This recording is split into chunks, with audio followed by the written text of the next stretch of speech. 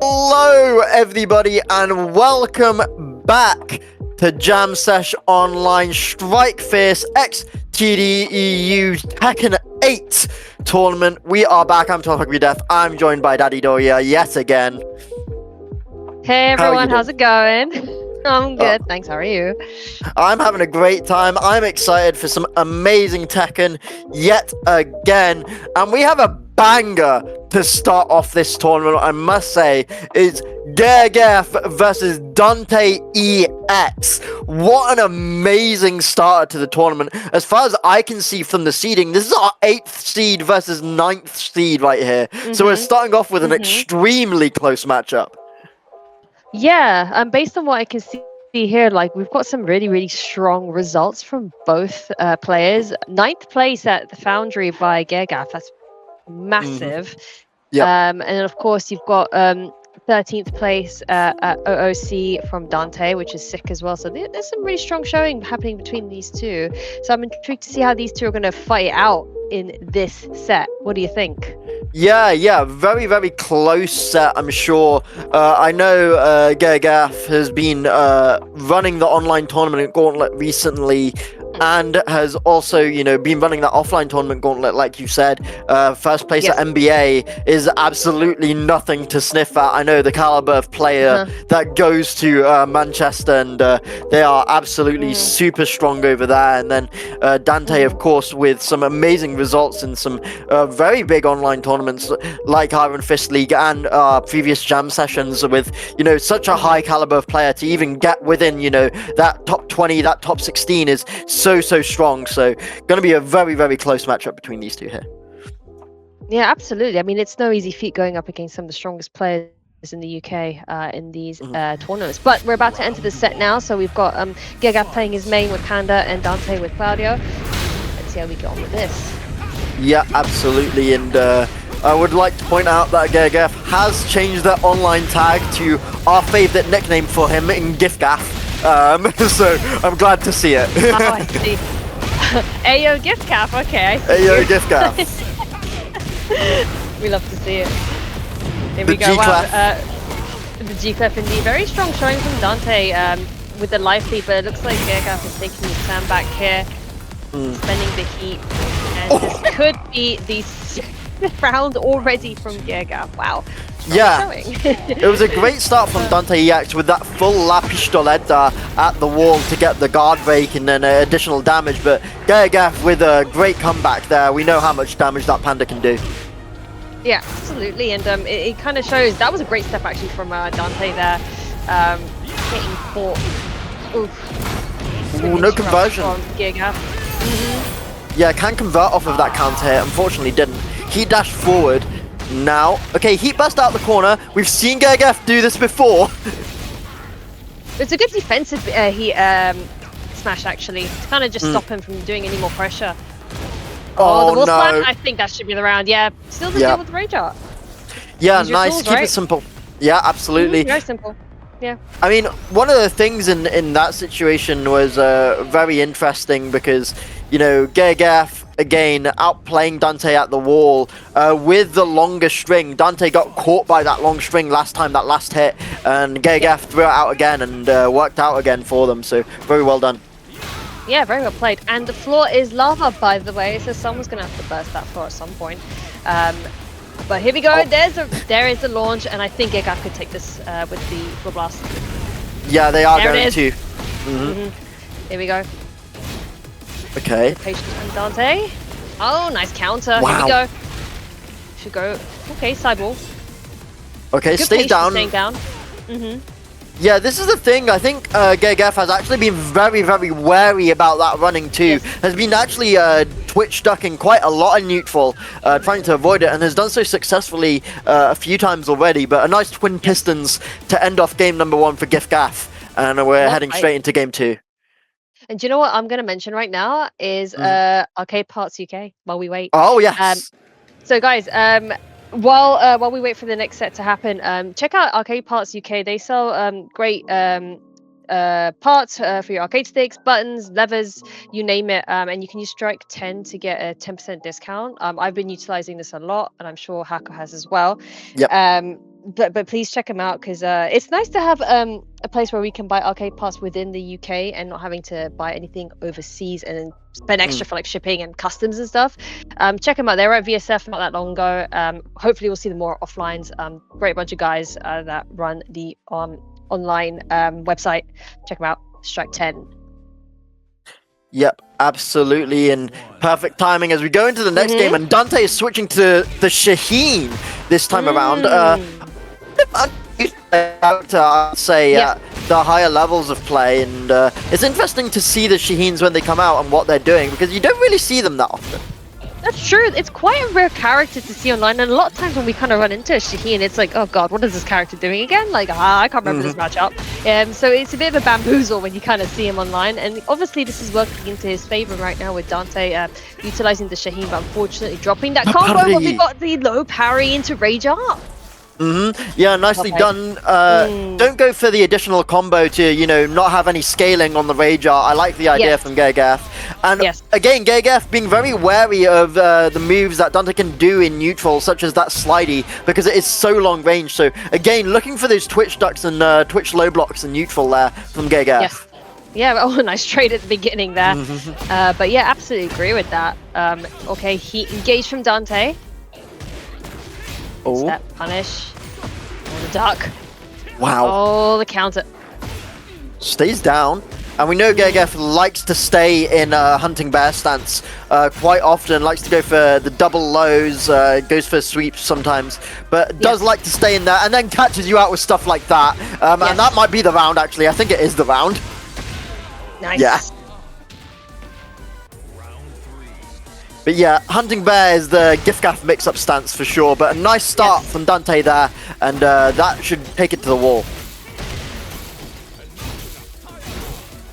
Oh, the pressure coming in from Dante, going downstairs. Here we go, make it count with the combo. Unfortunate drop, but the slide saves him there. Yeah, just a little bit. Gets the additional damage and the guaranteed. But again, we've seen Gaeaf make these comebacks, and the G-Clef is a great way to start one. Yes.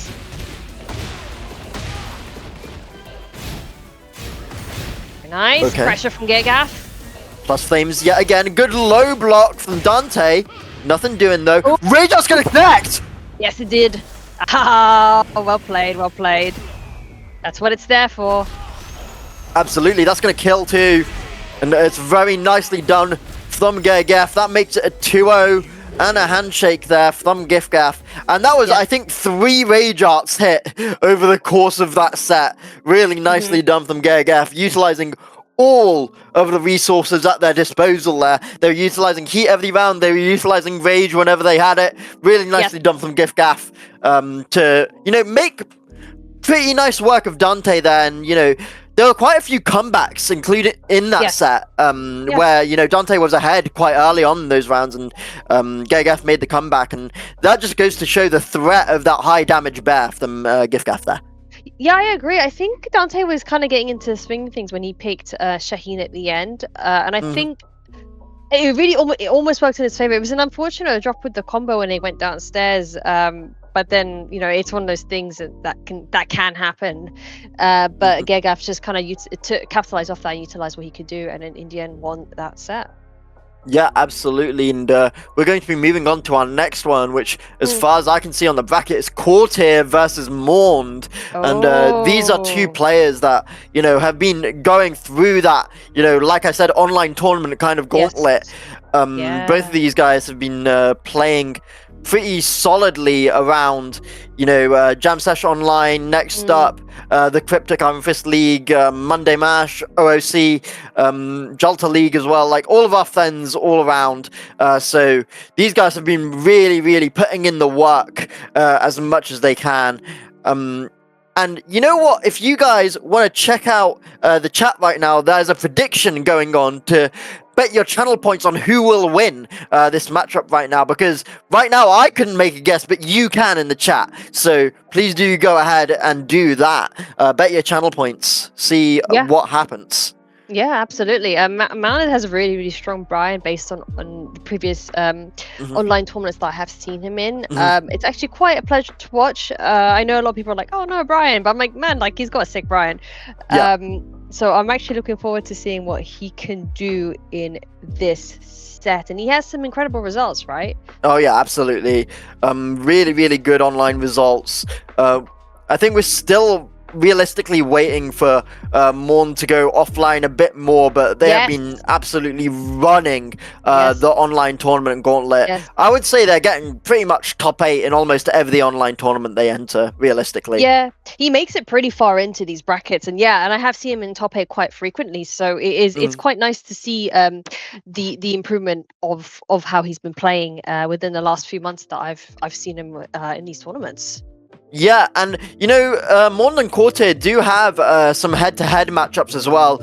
Previously in the IFL and at Monday Mitten Mash as well. So these previous results have been 2-0, 2-0 to Maouned. So 4-0, 100% win rate Maound's way against KoreTyr, Steve. But we'll see if that can change today. Hopefully that'll help you with your predictions there, some of that head-to-head knowledge there. See if you can get it right. But we will see what is coming up between these two. This matchup is pretty interesting. Obviously, you know, Bryan is looking for counter hits all the time, and realistically, so is Steve, to be honest with you. But they're looking for counter hits in a very different way, where they're utilizing the movement to try and get you to whiff and then counter hit a string or something that you've invested into. Whereas, you know, with Bryan, you're just looking for like those kind of stray big counter hits in neutral, those hard read counter hits. Kind of, right? That's right. Yeah, I think. Well, that's the thing with Bryan is you have to take into consideration that you just can't press into him because he's a heavily counter hit character. So you got to be careful when you think you can press. I think you just have to be a little bit patient against Bryan, and it's easier said than done, of course. Oh yeah, absolutely. And I mean, there's loads of opportunity for KoreTyr to kind of play around in the neutral and try and bait. Try and bait Maouned with like some sort of movement or stance to actually press into the avoidance that Steve has. So we'll see if they can do that. Try and play a bit more patient and wait for Maouned to kind of invest in an option. But like you said, Daddy W, that's obviously far more difficult done than said, right? Exactly that. It's one of those things where you just got to be a little bit more careful when you press into Bryan, and just be prepared to maybe potentially be counter hit if you do press into him. Absolutely. I mean, with that said, let's have a look at what the fans are saying. The fans in the chat have put out 100% Maouned on the predictions here, so I think that's a bit harsh, you know. But guys, like, come on, let's show some love, right? Yeah, absolutely. You know, but KoreTyr, but you know, we'll see. I do think that's a fair enough point, given the previous head-to-head matchups. So, you know, the chat thinking with their head instead of the heart, maybe, right now. Yeah, exactly. So we've got a nice strong start here for Maouned. Here we go. We got the counter here. So let's see what we can make out of this with the combo. The drop, man, that was very close. But great movement from both characters. Both playing very patiently. Maouned being very evasive and getting that launch with the counter. That's going to the wall. Yeah, this is going to be very silly damage. And the taunt. Uh-oh. Oosh. That was a bit painful. But let's see what we can do here. Core needs to get in somehow, but potentially not getting counter hit by Maouned. Yeah, and you can see KoreTyr playing a lot slower at range 0. They're trying not to invest too much because they know Maouned is kind of looking for stray hits. So yeah, and even then KoreTyr did that backsway weave and Maouned still caught it because a lot of Bryan's moves actually move forward with the hitbox. So it's pretty interesting. Oh, that's unfortunate there for KoreTyr. That is 2 rounds up from Maouned. Here we go. Nice evasion, good duck, nice launch from KoreTyr. Finally, he's gotten something. Here we go, he engaged. Yeah, nicely done. Drop. Oh no. Here's the counter hit, here we go. Yeah, good timing catch from Maouned there. I would like to call out actually KoreTyr's custom here. Nice little Cyberpunk Edge Runners custom. I like that quite a lot. Oh, nice. Alright, here we go, the ball splat. Okay, good patience from KoreTyr. Nice punish. Nice duck. Low check. Wow. Nice. Low check there. Yeah, really nice string of defense from KoreTyr there. Had a great punish, good duck on the string as well, and managed to clean off that round nicely. So maybe KoreTyr needs to rely on their defense a little bit more instead of kind of pushing into Maouned like what's happening right now here. Exactly that. Here we go. We've got the combo coming in from Maouned, going to the wall. That's going to be a lot of damage. 99 damage. Gosh. Yeah, they spent the Snake Eyes install as well, so that's why it did so much. Okay, good patience. Good defense. Okay, Heat good defense on the heat burst. Yeah, okay, and I think with the right move, that is the end of that set. Maouned running away with it very cleanly. Yeah, really nicely done for the Maouned at the end there to, you know, output the heat burst to get out the wall position, then go into the heat smash to potentially get the plus flames to find another mix-up on KoreTyr. Of course, the heat smash hit anyway, but even if it got blocked, there would have been another mix-up on the horizon, so very difficult situation for KoreTyr to get out of there. But there were flashes of hope in that set. Nice try right at the beginning. Yeah. Love that. We go. Nice patience again from both players. Just kind of backing away, playing the defense. Yeah, both players now, I think, kind of understanding what the opponent wants to do at this moment in time. KoreTyr understanding, you know, Maouned wants to try and catch their turn in the neutral, and I think Maouned understanding that KoreTyr kind of wants to play more defensive, so is kind of slowing down on the Festus so much because they know KoreTyr has the defense available to them. So I think both players are kind of playing around each other a bit slower right now. Yeah, and I quite like that. You know, they were playing a bit of small Tekken at some point, and obviously Maouned looking for that counter hit. It's just attempting to get in, but I mean the evasion there and that launch. Wow. Okay, here we go, and that should just be okay. Drops it. 7 seconds on the clock. 5 seconds left. The down jab. Yeah, end it. I do that sometimes. Yeah, it's a very classic one, isn't it? It can stop the opponent's turn in its tracks very effectively, and then obviously it's just so fast to come out as well. So really good move. Very, very good move. Quite strong sometimes. Oh yeah. Oh, good. Nice okay, side swap. I love that. Tables have turned. Bryan's against the wall now. Nice bit of damage from KoreTyr. Oh, the grab gets broken. Low check, nicely done. Tries to go for the orbital. Gets caught. And the mids. Unfortunate there from Maouned. Okay, I'm loving the homing moves and the low parry. That's coming going through. To the wall. That is definitely going to the wall. Here we go. Make it count. Get him out of damage. Nicely done. Good stuff from KoreTyr there. Oh, goes for the low check again. Ooh. He dash forward plus flames. In from KoreTyr there. Man, trying to step, but he's getting caught. Ooh, the duck. Low. The hatchet. And another low. Oh, the step. Oh my god, he could have had something out of that. Steps again. Oh, I thought it was step at the heat burst, but it didn't. Hatchet coming through. That's going to catch Aerial. Spending the heat as well. Nice running 3 to end the round. Yeah, I mean, that's the one that KoreTyr realistically needed to evade, wasn't it? Yeah. And do you know what? Running 3 is quite hard to evade because it does track pretty well. And it's +6 on block. Nice. Good evasion there from Maouned. Good launch as well. Oh, we're going downstairs. Ooh, drops it. Oh, wow. Full launch. Oh, that's going to drop, yeah. Unfortunate from KoreTyr there. Tried to adjust the combo and adjusted it, like, kind of late. So didn't really get a combo after that. But low parry from Maouned coming through there. The low parry gets him to the wall. Heat is engaged now. Drops the combo. Oh, this is it. Oh, 2-0 once more. It's okay. KoreTyr played very well, though. I mean, he was able to handle quite a lot of situations against Maouned. Obviously, it's not easy going up against Bryan, even, you know, with some of the nerfs that he's had recently. It's still quite difficult to, you know, to get your turn in sometimes, right? Oh, yeah, absolutely. But that also does mean Maouned keeps their 100% win rate against KoreTyr there. So 6-0 currently in the game count, 3-0 in the set count.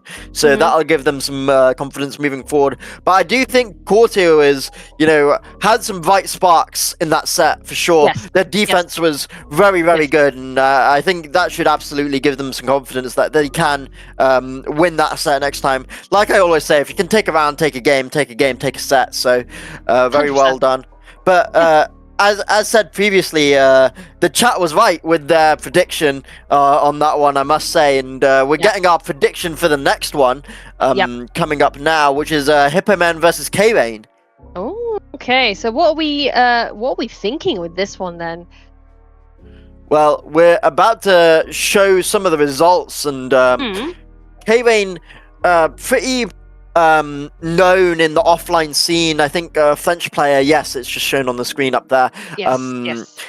Yeah, but goes to the Galaxian offlines and has been in the Road to EWC, which was the LCQ that happened in Paris this time around as well. So with some results at some big tournaments, K-Rain, I know has competed at the Parisian offlines as well.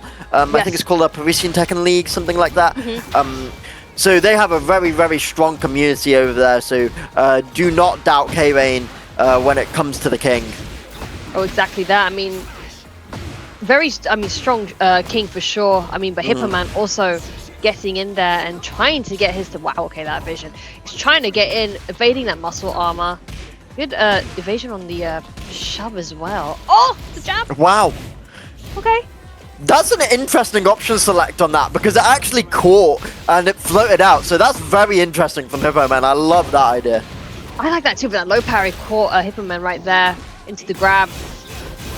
There we go, spending the heat. What are we going to do, guess? Nice duck! Dark! Yeah, that's it. Well played. Good call out there on the duck. Really nicely done from K-Rain, because that is a guard-breaking move that Hippomen was throwing out right there. Yes, absolutely. And it's a high, so always remember to duck it. Nice. Didn't finish it. String. Muscle armor. Went for the muscle armor. Unfortunately, didn't work out that time. But Hippomen switching up their timing, and you can see they like kind of baiting their turn away a little bit, right? Yes. They kind of end their string and then do a jab to try and catch the opponent doing anything too heavy. So this is why K-Rain is having to go for these kind of committal ducks to get the punishes, because we all know Steve's jab's relatively fast, right? Of course. Oh, here we go, spending the heat. Let's see what we're going to do with this. He did it again! Yep. He was like, I'm just going to take a gamble and do that guard break once more, because why not? And this time he didn't duck. Yeah. Nice. Low check. I like the patience between the two players, in the defense from K-Rain. He's trying to get in. Nice. Yeah, low check coming through. The push away from K-Rain. I like that. Create a little bit of distance, because obviously Steve does want to play at that range 0. Yes, absolutely. That was a great grab break there from Hippomen. Oh no. Oh yeah, that's it. Yeah, that's the best. Yeah, that's the problem with staying down against King. They can get those, guaranteed ground grabs, and then go into something even more dangerous with the heat smash there, which obviously would have been plus on block as well if it was blocked. Yeah, for sure. Great patience from both players once more. Oh no, he drops it. That's a shame. That's okay, power nice. Good option on the power crush. Muscle armor connects, and that's going to be the heat engager for K-Rain as well. Oh no, giant swing. No break as well. That's gonna tech it. Nice. Yeah, it does tech it. Nice punish. Plus flames, the grab. Nice break on the Shining Wizard. Heat dash for the plus flames. Oh, dash face. Ooh, the trade. Good duck again from K-Rain. Capitalizing on those lows. Alright, K-Rain. Yeah, K-Rain on point with the ducks. That set right there, really nicely done from K-Rain. Hippomen, might need to output a couple more mids there. I think so too. I mean, let's see what we can do with this. K-Rain obviously starting off very strong in the first set. Also playing very defensively. Nice, got the counter there from Hippomen. That's going to the wall. Yep. He engaged. Yep, Damage, unfortunately. unfortunate drop. Yeah. Yeah, unfortunate drop, no blast. But K-Bane also going to get the wall here with solid damage and gets the guaranteed drop kick at the end. Nice patience. Good defense from K-Rain and the float. Ooh, goes for the grab. Nice duck from Hippomen. Yeah, good defensive down jab. Shove. Yeah, that's the thing I would assume Hippomen would be doing a bit more in this matchup is the ducks, but we've seen K-Rain doing them more effectively actually. Yeah, more often than not, to be fair. Oh my god. Ooh, nice. Man. Oh, yeah, I was holding my breath there like the last couple seconds. Yeah, really solid elbow to finish off that round. One thing I found interesting, Doria, is that the crowd vote is 50-50 on this matchup. Dead 50-50. Yeah. So very interesting to see the amount of points invested from the crowd in this one. So they obviously think it's going to be close. I think so. I think based on how they're playing, it does feel very close. There's been a lot of, unfortunate. There's been quite a few rounds where they've been at such a close point. And even their lives are pretty close. You got the pressure coming in from Hippomen and trade. I think that should be the round, yeah? Yeah. I like the idea from Keebe in the down jab to try and get out of the pressure, but obviously Hippomen gets the advantage there at the wall and manages to close it out. But I do like the idea from Keebe. Yeah, I like that too. It's good to use down jab as a defense option. Oh man, that's gonna hurt. Here we go. Big old combo coming in. Unfortunate drop. Oh no. Yeah, quite a few drops this game so far, actually, Doria. I'm wondering if the nerves is kind of getting to them a little bit. It's the mental stack. Tournament mental stack. Understandable. Yeah, especially with the seed discrepancy between the two players, you know. K-Bane sitting at that 29th seed and Hippomen at seed number 5. With K-Bane a game up, you know, it can get nerve-wracking, like, you're like, oh my god, I can win this, and you start, you know, randomly dropping things or, you know, not playing with as much confidence as you used to in game 1. Oh, we finished a string! Nice, here we go, that is going to the wall. Engaged. Boom, 73 damage. Yeah, nice challenge from Hippomen there to get out of the pressure, but the heat burst does not connect. Plus flames though. Here we go, what's he gonna do? Guard break? No darts! That's a good option on the Ranger. I think that should kill. Yeah, really nice. Really well done there from K-Bane. That'll heal up the Grey Life as well, but it is gonna kill. And that's gonna be two rounds apiece, and K-Bane now 1 round away from making the upset here. Wow, that was such a good option on the Ranger. I think that, you know, it's there to be used, right? It's definitely utilizing the tools that he had, but K-Rain trying to make a comeback here. Yeah, I want to point out a great break on the chicken wing from Hippomen there against K-Bane's grab. A good duck from K-Bane yet again. What a duck there, what a good call out. And now he's getting the big combo. Yeah. Damage. K-Bane missed a few of those ducks in the past few rounds, but that one was really clutch because now they're getting all this damage and all these plus flames. Oh my god, who's going to take it? 23 seconds. Oh nice tag stab! Oh! Bro, that was so close. Yeah, last hit, last round then. Hippomen stays alive. Nicely done, 1 apiece. 1 apiece indeed. Oh man. That was looking pretty dark there for K-Ray, I'm not gonna lie. It was close, absolutely. But man, Hippomen just took it. Yeah, it was looking pretty dark. K-Rain going back to the lobby there. So will probably be a random stage is what they're looking at. But they might character switch as well. No, they're just going to random stage here. I like that from K-Rain. Yes, yeah, I think that's probably the best option. Obviously, if you're going to stick with your main, just stick with it in this scenario. He engaged there from K-Rain though. Oh, okay. Down jab. Pressure coming in from Hippomen. Oh, the counter hit. Here we go. Combo coming in. That is going potentially to the wall. Yep. Yeah, great carry there from Hippomen. Good optimization. And that's very close to triple figures of damage. But it doesn't matter because the low is going to pick up the round. Sealed the deal pretty easily with that low. That was insane wall carry though from Hippomen. Oh yeah, absolutely. Very well optimized from Hippomen. Now, going to be starting off this next round well as well. But heat engager from Hippomen. going to push even more forward. Ooh, last hit connects. Stray. I mean, he's putting on a lot of pressure as well, like dashing in his face, just not allowing K-Rain to breathe at all, putting him against the wall like that. But it looks like K-Rain has taken his turn back with the giant swing. That's going to hit the wall, and that's going to be head damage. Good duck though from Hippomen. And a good punish again. Low check. Yes. Oh no, that's the round. That's dark. Yeah, that's the round. Instantly, that's the round. Rage out to seal the deal. Yep. Very, very nicely done there from K-Rain. A good challenge at the end there. Kind of was forced to press because if they didn't, they'd be taking the brunt of Hippomen's offense and any stray hit would have killed. So I like them going for the launch counter hit to try and, you know, end the game in one fell swoop. I mean, I respect it, to be honest. Sometimes you just got to pick your cards and pick them right. And he did in that case. Here we go. Nice the shove. K-Rain doing the down jab. Yep, just stopping any kind of pressure Hippomen is putting out, but obviously there's a lot happening. He's doing it once more. Engaged. Yeah, tries to step away, gets caught, but good duck by Hippomen. And now is at the wall with plus flames. This is a very dangerous situation. Yeah, the low. I mean, he was just smothering him with so much offense there, and he just wasn't really allowing K-Rain to breathe at all. Yeah, not at all. And now we have the floor blast, and I think King is going to take it. Yes. Why wouldn't you? If you're a king, you might as well utilize that. Look at that damage. Oh, this is rough. Oh, my days. And at the wall as well. This is very difficult. Still has the heat to spend, though. Oh, this is going to hit the wall. This kills, actually. Off that giant swing. Oh, my God. Nicely done. Well. This is it. Final round. Pressure. Hippomen. Heat engaged. Oh, man. That's rough. He's doing it again. No.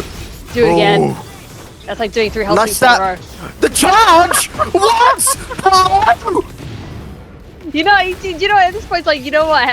Why not? Like, let's just do it anyway. Okay, I love it. We're making these games a lot more entertaining as this goes on. I think this is gonna be the round. No, just like, short. Oh, the clip up blocked, and that's it. Yeah. Oh wow, that key charge, man. You know what? Just why not? Full key charge punish because they know how long the Steve heat smash is. I love that. That is so sick. That's kind of funny. No, that was good. That was absolute cinema. No, that was. I love that. No, that was great. Well played to both of them. Hippomen really piled on that pressure towards the end, but you know, just kind of not quite able to make it, unfortunately. But hey, now we have CorpseNightDemon, who is a Yoshi main. We've seen him in quite a few of these tournaments so far, quite a lot of these online ones, and getting in quite far into the into IFL particularly as well. 4th place at Jalta League, that's huge. And Tasos as well, 9th place at IFL. 5th place at Jalta League as well. Like, these are pretty close results, don't you think? Yeah, I mean, C&D has been doing the online tournament circuit so consistently this year. I don't think there's like an online tournament I've seen CorpseNightDemon not playing. I'll be honest with you. Yeah. We see him quite frequently. It's always a joy to watch CorpseNight bring out his Yoshi. And I always like his customs as well, by the way. They're pretty sick. Oh, yeah, absolutely. Alright, let's go to the wall. Oh, man, that's a lot of pressure coming in from Tasos. Yep. Oi, that... Oh, God. The missiles. He can't do anything. He's... No! Oh, no, over the top you know what? of the unblockable low with the boosters. I love that from Tasos. That's a really good option because a lot of people will just duck into that because it's a low, but obviously we always get caught out by it. So that was a sick option from Tasos there. Well played. My goodness me. Okay, couldn't do it that time. Didn't react that time. Yeah, unfortunately not being able to react to the low unblockable this time round, but we reacted to it first time. Nice option there from Tasos. I actually do have some interesting stats about this one, Doria. Go on. And that's that CorpseNightDemon has never won this matchup against Tasos in bracket. It is 6-0 in game count for Tasos, 3-0 set count for Tasos in their previous head-to-heads. So yeah, this is looking like a long day for CND here. So that's pretty grim for CND, but let's see if he can make a comeback in this, in this set potentially. There's always a chance, right? These games can go any way, right? They can be anyone's game. Let's see what we can do against this. Oh, for sure. Trying to get his turn back, but Tasos just kind of taking it away and activating that heat and getting him against the wall. That's looking kind of rough. Ooh, okay. Destruction mode. Good defense. Good defense again. Oh, the flash baits it! Oh, the slidey. Okay, there we go. Does end the round there. Well played from Tasos. I just want to see CorpseNight. I want to see him fight back a bit more. I know this is probably not in favor of him. I know because he's fought against Tasos before and unfortunately hasn't been able to get a couple wins off him. But I really hope to see something out of this set. Oh yeah, absolutely. And I think the fans do as well. I think the count was 50-50 last I checked. Yeah, the who will win is 50-50 between these two players. So CorpseNightDemon getting something going now, but Tasos stays down to stop the unblockable low. Yes. Capitalizing off that evasiveness there, CorpseNight just doing spin, but unfortunately got caught. Yeah. Yeah. I mean, I don't think I've seen CorpseNightDemon with like this kind of disarray ever before. I'll be honest with you. I just think maybe they don't know what to do against the Alisa. I'm not sure if this is an extremely difficult matchup for Yoshimitsu. It feels like it would be though, to be honest with you, Doria. Yeah, I could see why. I mean, Alisa can be quite difficult to deal with, especially if you're not too familiar with the matchup. And then when she, when she starts bringing out the chainsaws and stuff, it's like, man, what do you do? Yeah, well, it's kind of rough. Yeah, I think the thing is, because quite a lot of her strings are either kind of flame tight or delayed, or she's doing them from mid-range. You don't really get the chance to output, your flash that much, your range 0 options that much. If you're, CorpseNightDemon, it's very difficult to, find a timing on someone that's actively playing, the mid-range or has multi-hits that are so tight that you can't actually even flash out of them, right? Ooh. So it's kind of difficult for CND to find a timing here against Tasos, and again, Tasos just taking advantage of that to the maximum potential it has. I mean, yeah, he's capitalizing a lot of what he can do, and it's working in his advantage. I mean, look at this. This is just so much pressure, and CorpseNight kind of ducking into that move and unfortunately getting launched and losing to that. But Tasos carries on. That was 2-0. Well played from CorpseNight. Maybe there's always a chance, right, that that he could potentially take a win off Tasos at some point.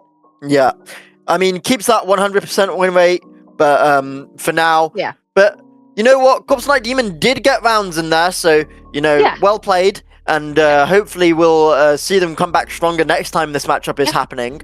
But next up, we're moving on to KeebeOmega versus K-Rain. So it will be another Yoshimitsu in Keebe. But I think they might be playing Bob today, if I'm not mistaken. Oh, really? They might be playing some Bob today against K-Rain's King. We're not seeing the Green Ranger there. We're seeing a Green Bob. Maybe the Green Bob. I'm not sure. I've heard tale of the KeebeOmega Bob, and I'm not sure if it's coming out, but we'll see. I'm excited for this because I think this is the first time I'm seeing a Bob in a tournament setting, so this is going to be interesting. I want to see what Keebe can do with this because I always see Keebe playing obviously Yoshi, which is his main. I've seen him play Fahkumram as well as a pocket character, but if he's bringing out that Bob, I gotta see this because I want to see those hell sweeps. I want to see him capitalizing off those hell sweeps. Yeah, absolutely. I'd be very interested to see how the Bob comes out from KeebeOmega because I do think Bob suits their game style quite nicely. In terms of, how they normally like playing the Yoshimitsu, it feels like Bob is a very, very good character playstyle wise for them. Yeah, I think so. And Keebe likes to utilize a lot of evasion. He uses spin quite a lot to get out of certain situations.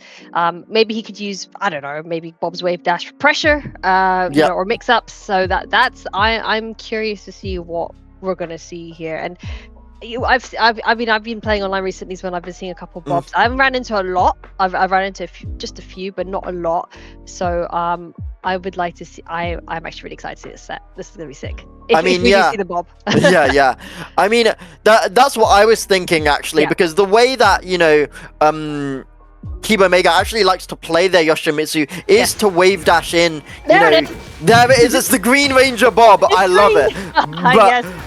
But the way they do like playing their Yoshimitsu is to dash in the opponent's face, then output a mix-up, which is, what Bob does, essentially. So I'm very excited to see, Keebe's game style output onto, a character that is very effective at it. I consider Bob a Mishima at this point, so... yeah. I mean, wave dash, hell sweeps, he's got 1-1-2, so there you go. Yeah. He's got 1-1-2. There's a lot to be said about Bob as a new character, but I think one of the biggest things is those G-Clefs and those G-Clef extensions in particular. They are very, very interesting, and you need to know your stuff and have the knowledge to be able to effectively punish this character, or else I think you're going to be stuck in a little bit of a blender. Oh, I agree. I feel like he's just a better Kazuya, to be honest with you. I mean, I know for many years of Tekken's lifespan, Bob's always been labeled the quotation marks easy Mishima, and that seems to be staying the course in Tekken 8, to be honest with you. Oh, that was close. Keebe was close there. I mean, it was a close set, but unfortunate. Let's see what we can do in this round. Putting on the pressure with his Bob. I love how the green outfit though. Yeah, absolutely. Iconic. It's iconic, yeah, for sure. I mean, as much as we've been talking about Keebe, K-Rain is 2 rounds up right now. So, he is indeed. It might be, Keebe just, finding their flow right now with the character. Like we said, it's only been out for, 3 days at this point? Yeah, roughly 3 days. Yeah. Roughly 3 days? So, it's still a lot to figure out on Bob. And K-Rain might be taking advantage of, Keebe needing to be warm on the character, but also, Keebe needs to take advantage of the fact that K-Rain might not know a lot about the character, so it goes both ways here. That's actually a really good point that you make, is because the character's still quite new, I don't think everyone's quite gotten used to, like, the frame data, what the character can do, like, what grab breaks of what, and yeah, that's actually a very, very good shout out there. But here we go, Keebe taking in the combo there with the counter hit. Heat engaged. Oh boy, that is rough. He dashed pressure forward, coming in. Things. Yeah. A lot of pressure from Keebe right now. Utilizing the mix-up. Oh, nice duck though from K-Rain. Unfortunately, no break there. It's a bit rough. I always say that Keebe does really good comebacks as well. Absolutely, have to agree with that. But right now, K-Rain looking to mount a comeback of their own, and is healing up all the grey life right now to get the life lead here. That's it. That's right, and it's looking pretty close so far. Muscle armor. Nice punish on the muscle armor from Keebe. Oh boy, this is looking a bit rough for K-Rain. He needs a good option fast. Unfortunate. Yeah. The low check. Yeah. Really nicely done from Keebe there. What they did was actually continue doing strings to time out K-Rain's heat there, so they couldn't heat out of the situation. And because then K-Rain had no heat, they had to hold the rest of the pressure. So really nicely done from KeebeOmega there. Great optimization of the situation. I would think so, but I feel like that was a sick launch there from K-Rain. But I want to say that I think the stage is probably better suited for King right now with the... Oh yeah, for sure. This could be in his advantage. He might be able to capitalize off this, and I think as I speak, we are going downstairs. Already doing so for sure. We can't go down twice, unfortunately, or else that grab would have done it. But yeah, I'm not even sure about Bob throw break combos. I haven't seen that many yet, so we're going to see one now from KeebeOmega. Let's see how much this does. I'm curious to see this as well, and so far he's doing pretty well. He engaged. Okay, 65 isn't bad. Decent, right? Yeah. That's a lot of damage coming in. And the low check. Around. Yeah, good low check there from K-Rain. Catching Keebe off guard. For sure. Oof. Nice pickup, nice conversion Yeah, from Keebe there. cool. That last hit looks guaranteed, actually. So, well, I'm learning something today. We are learning a lot. Still a new character, right? So we're trying to figure him out. Oh man. Yeah, I would love to do, you know, some more analysis on, you know, what Bob does and tell you all about how this matchup goes. But I'll be honest, I don't have enough information yet, chat, for you. Yeah, that's a sick combo there, and I think that should be the round her. Okay, right. Yep. Nicely done. But this is what happened last time as well. It was a reverse snowbound round from Keebe last time in game number 1. So we know that Keebe can do it. I think so. Again, he always makes good comebacks, but maybe this could be K-Rain's game, you know? Oh yeah, absolutely. But this is going to be a nice launch from K-Rain. Good damage on the board, and get the Oki as well. Nice, yeah, he got the Oki there.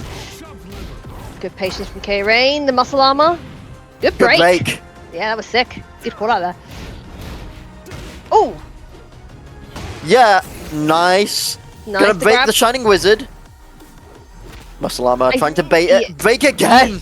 He's trying to get those grabs in. I mean, he's trying to capitalize off that. Nice, the launch! Yeah, that was sick. What can we do this? He engaged. Let's make it count. Oh, the drop! Plus flames though. The clock. Yeah, 5 seconds left. Needs to be careful here. G-Clap. Oh, run down the timer. Yeah. There it is. Yeah, keep in the lead there with the health bar being a little bit higher. Now, nice counter there from K-Rain. Oh boy. Nice evasion there from Keebe as well. He's just trying to get in. Nice down jab. Oh! Wow. Ducking. Oh. Here we go. He engaged. And the grab. Yeah.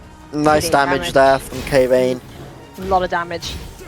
Yeah, I would like to say, see KeebeOmega do, you know, essentially more extensions. Because I think it's actually going to really catch K-Rain out. Keebe has been playing, like, relatively solid, you know, not being over pushing or anything like that. But I feel like if Keebe, you know, goes for like the G-Clef or the 1-1-2, like you're saying, and then does like a couple of the different extensions off of it, it can lead to a very difficult mix-up situation for K-Rain, where they're either going to get caught out by, you know, KeebeOmega doing the extension, which they haven't seen yet, or by, you know, which extension it's going to be. It's the thing, you're kind of guessing, right? Oh yeah, for sure. Break the chain? Yes, he does. Yes, he does so. Oh boy. Staying patient here. Both players. K-Rain just trying to catch up. Keebe! Oh no. Punish. Small punish, but punish. Nice to shove. Oh okay, no, the break. Yeah. Finally goes through there. Wavy.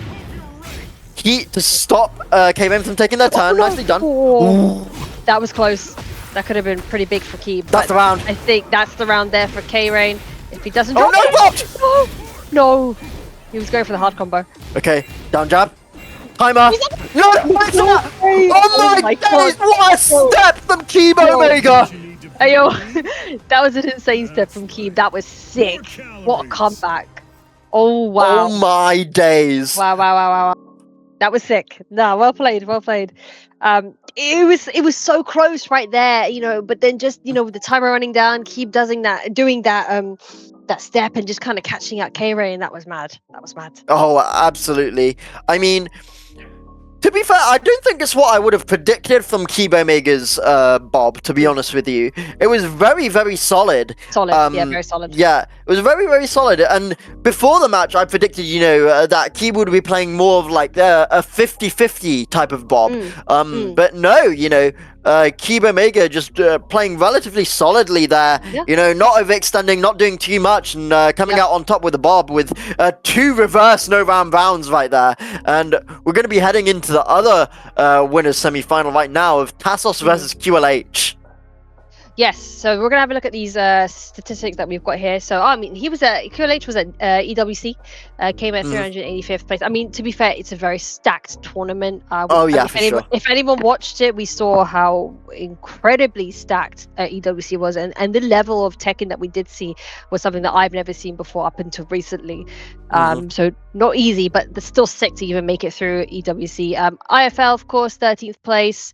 But yeah, some really sick results there from both players. Let's see what we can do here. So we've got Tasos with the Alisa, QLH with the Lars. Yeah, absolutely. Technically a lore matchup, despite there not being any special info, DantEX. Yeah, that's right. It is a lore matchup, technically. But yeah, here we go. Let's see what we can do with this.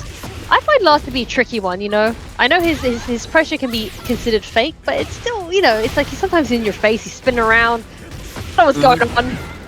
And then next thing you know, you're in a combo against the wall. Yeah. I mean, the proprietor of that style, and I'll always shout out this player, is Crescent, who plays that range 0 so effectively on Lars and runs those hold forward mix-ups very effectively. But, you know, there are other Lars players, like I would say QLH, that like utilizing the movement a bit more to try and bait the opponent into pressing into the gap. And that's something QLH likes to do a bit more, and likes trying to, you know, catch the opponent pressing a little bit more. Oh yeah, exactly that. That was a sick grab there from QLH, trying to catch out Tasos. Oh, nice float. Okay, we even got the relatively small wall splat there. Oh, the chainsaws are coming out. Good punish there from QLH. Pressure. Oh, nice punish! That was sick. That was really sick. Well played. Yeah, very nicely done from QLH. Had the knowledge, but it's going to be full launch from Tasos. And we know how effective Tasos is playing that mid-range and looking for those counter hits where the opponents feel like it's their turn. And then they're going to utilize, you know, the destruction mode at the wall for those multi-hit plus flames. So it's very difficult when Tasos gets rolling to actually deal with them. But again, QLH has been pretty effective at knowing what Alisa does so far. It seems like he's got a very good matchup knowledge against Alisa. He kind of, for the most part, knows what to do there. Nice slow there. Nice delay, but yeah, punish for it. Nice block. No punish there on the chainsaws, unfortunately, but good step away from Tasos. And I think that's going to be one of the biggest problems for QLH here is, you know, Tasos has those boosters, can utilize that sideways movement really effectively against Lars, which is a pretty linear character. Yeah. Oh. Final round, here we go. We are going downstairs. I would say the other thing is that Tasos can utilize that mid-range as well a lot more effectively than QLH on the Lars. It'll force QLH to run in and commit to an option, and then Tasos can hit them out of that, you know, aggression with a counter hit. So could be interesting situation here. Yeah, I think so. It's a really good point to make there. But now getting smothered by Tasos' pressure. Oh boy, this is looking rough, and that is the round. Tasos takes it away. Yeah, that is game number 1 for Tasos right there. Very well played from Tasos, and I do think, you know, they have been very effective at kind of playing all the aspects of Alisa. There hasn't been, you know, a specific aspect I'd like to, you know, call them out on at all. They've been utilizing the mid-range like there. They've been utilizing the boosters. They've been utilizing destruction mode. They have been just utilizing all the parts of Alisa's kit, and I think that's what makes them so dangerous to play against, to be honest with you, DantEX. Yeah, I agree with that. I think they've just been able to utilize the characters so well against QLH. But even then, QLH has been getting some really good sort of openings from Tasos, and, you know, last set was pretty close. But I think Tasos has just that slight little edge. Nice pressure there. I will say one of the things I do know QLH does like to do on defense is the power crush, and that isn't actually that isn't too effective against Alisa, because the damage from the destruction mode chainsaws actually does more damage than your power crush, so isn't really the best thing. Yeah, that's a fair point as well. Like, maybe it's one of those things you have to think about if you're going to use power crush against her, but it seems to be working in QLH's favor. Here we go. Yeah. Engage from Tasos.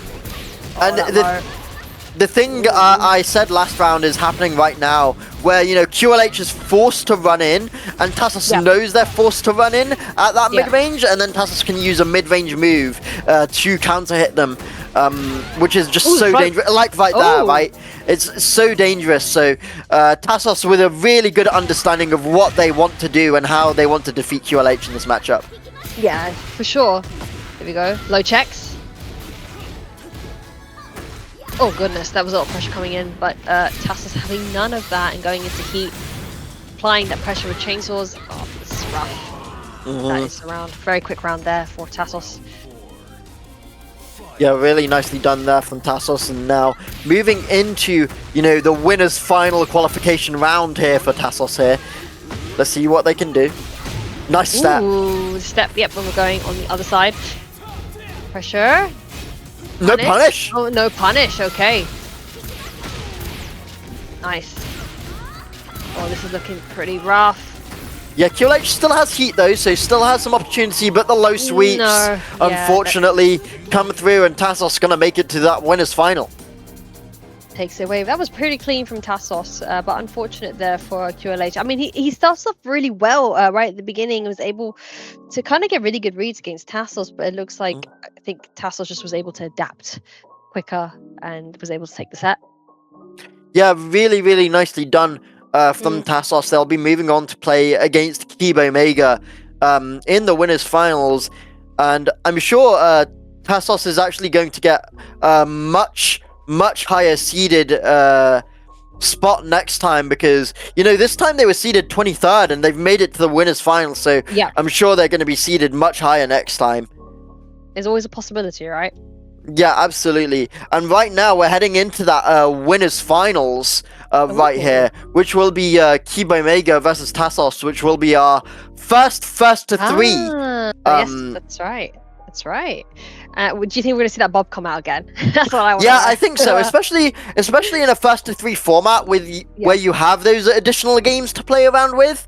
I would very much expect KeebeOmega to run out the Bob, at least for game one. Yeah, I think so. I think he was doing very well with the Bob, especially considering he's still such a new character, and we're all trying to figure out what Bob does for the most part. It was quite interesting to see him use a character that's not Yoshi, to be fair. Yeah, absolutely. And you can get your predictions in now as to who's going to win this winners finals here, either Tasos or KeebeOmega. So make sure to spend your points and see if you can gain any by predicting right. But do you know where else is the right place to get some amazing arcade buttons? That is Arcade Parts UK. And by utilizing the code STRIKE10, that is the word strike and the number 10, you get 10% off site-wide on Arcade Parts UK. It's what I like to call a triple victory, Daddy Doria. You first of all get those arcade parts for cheaper by using the code STRIKE10 for 10% off. You don't have to pay insane shipping fees either. They're right here in the UK, so you don't need to pay those delivery fees from Japan or Korea or wherever you're getting your arcade parts from. Secondly, you're supporting a local fighting game business right here in the UK, of which we don't have that many of, so you're supporting a local business. And then, of course, you're supporting the tournaments right here at Strikeface. You're supporting Jam Sesh Online. You're supporting the offlines. You're supporting the locals. So please do go ahead and use that code STRIKE10 for 10% off site-wide, because you'll be supporting us, supporting yourself, and supporting a local fighting game business. So please do go ahead and check out Arcade Parts UK and use the code STRIKE10. Do you know what's really interesting? I was checking out their website just before the tournament, and they've added some new stuff on there. So they have a couple of new arcade sticks on there. So they've got the Quamba drone on there that I saw. Do you know, I've been considering buying another stick, because I want something smaller for for travel. So check them out, because they've got a couple Quamba sticks. They've got the Obsidian, the drone, and I think there's another one on there as well. And I'm trying to figure out which one I want to go for. But yeah, I can actually very much recommend the Quamba drone, because it was my very first fight stick, actually. So I can highly recommend the Quamba drone. It was the first fight stick I ever asked for. for like Christmas, and I got it for Christmas. So it was the first fight stick that I was using that was like my fight stick. Previously I was using like my dad's fight stick on the old consoles and stuff like that. So the Camber drone was my very first one, so I can highly recommend it. I have very fond memories of the Camber drone, so I might go and pick one up myself and use the code STRIKE10 to get it for 10% cheaper, just for the nostalgia, for the memories, you know. Yeah, I mean, I can agree with that. But right now we've got KeebeOmega and Tasos coming up on the screen. We've got some stats looking at on the screen right now, so check out the results. Monday match, of course, Keebe coming in at first place, fifth place at IFL, OOC 17th, and then we're looking at Tasos here, 9th place at IFL, 5th place at OOC Jolter League as well, 5th. So these are some really sick stats from both of these guys. And look, I mean, if we look at the numbers, they're pretty high up as well. Like Keebe always making top 8 for the most part, you know, as we always see at IFL and even in these tournaments as well. So that's pretty cool to see. Oh yeah, absolutely. And it's very exciting to see, you know, these competitors kind of come together. You get to see very familiar names all the time in these online circuits. And I'm very glad to see Tasos back, because we actually recently commentated Tasos in that tournament Next Up, Daddy Doggy, and that was an amazing tournament, I must say. And it really showcased some of those players that we don't get to see as often, and Tasos was kind of one of them for me, potentially. Even though they have been running the online tournament circuit, they haven't really been that much on my radar. Because, you know, some of those bigger events like Tekken Dojo EU and Cryptic Iron Fist League, they haven't been entering as often, so I don't get to see them as often. So I'm very glad that I got to see them at Next Up and in this tournament today, because they are a very strong player. It's just that unfortunately I haven't been commentating, you know, the OOCs or tournaments like that, so I haven't been able to catch them as often, and those are the tournaments that they tend to play in more. That's a fair point. Now that you mention it, I don't think I've seen Tasos in quite a few of the, at least the IFLs, not as frequently as I'd like. Obviously, we see Keebe all the time. I even see Keebe at offlines as well. So, you know, I can attest to his offline and online run. Absolutely. I think what we'll do here is, do you think it'd be best to take a break while we wait for the set to load up? Yeah, I think we are going to go to a quick break. Quick 5-minute break, guys. Do not go anywhere. We have some more amazing Tekken 8 coming up for you.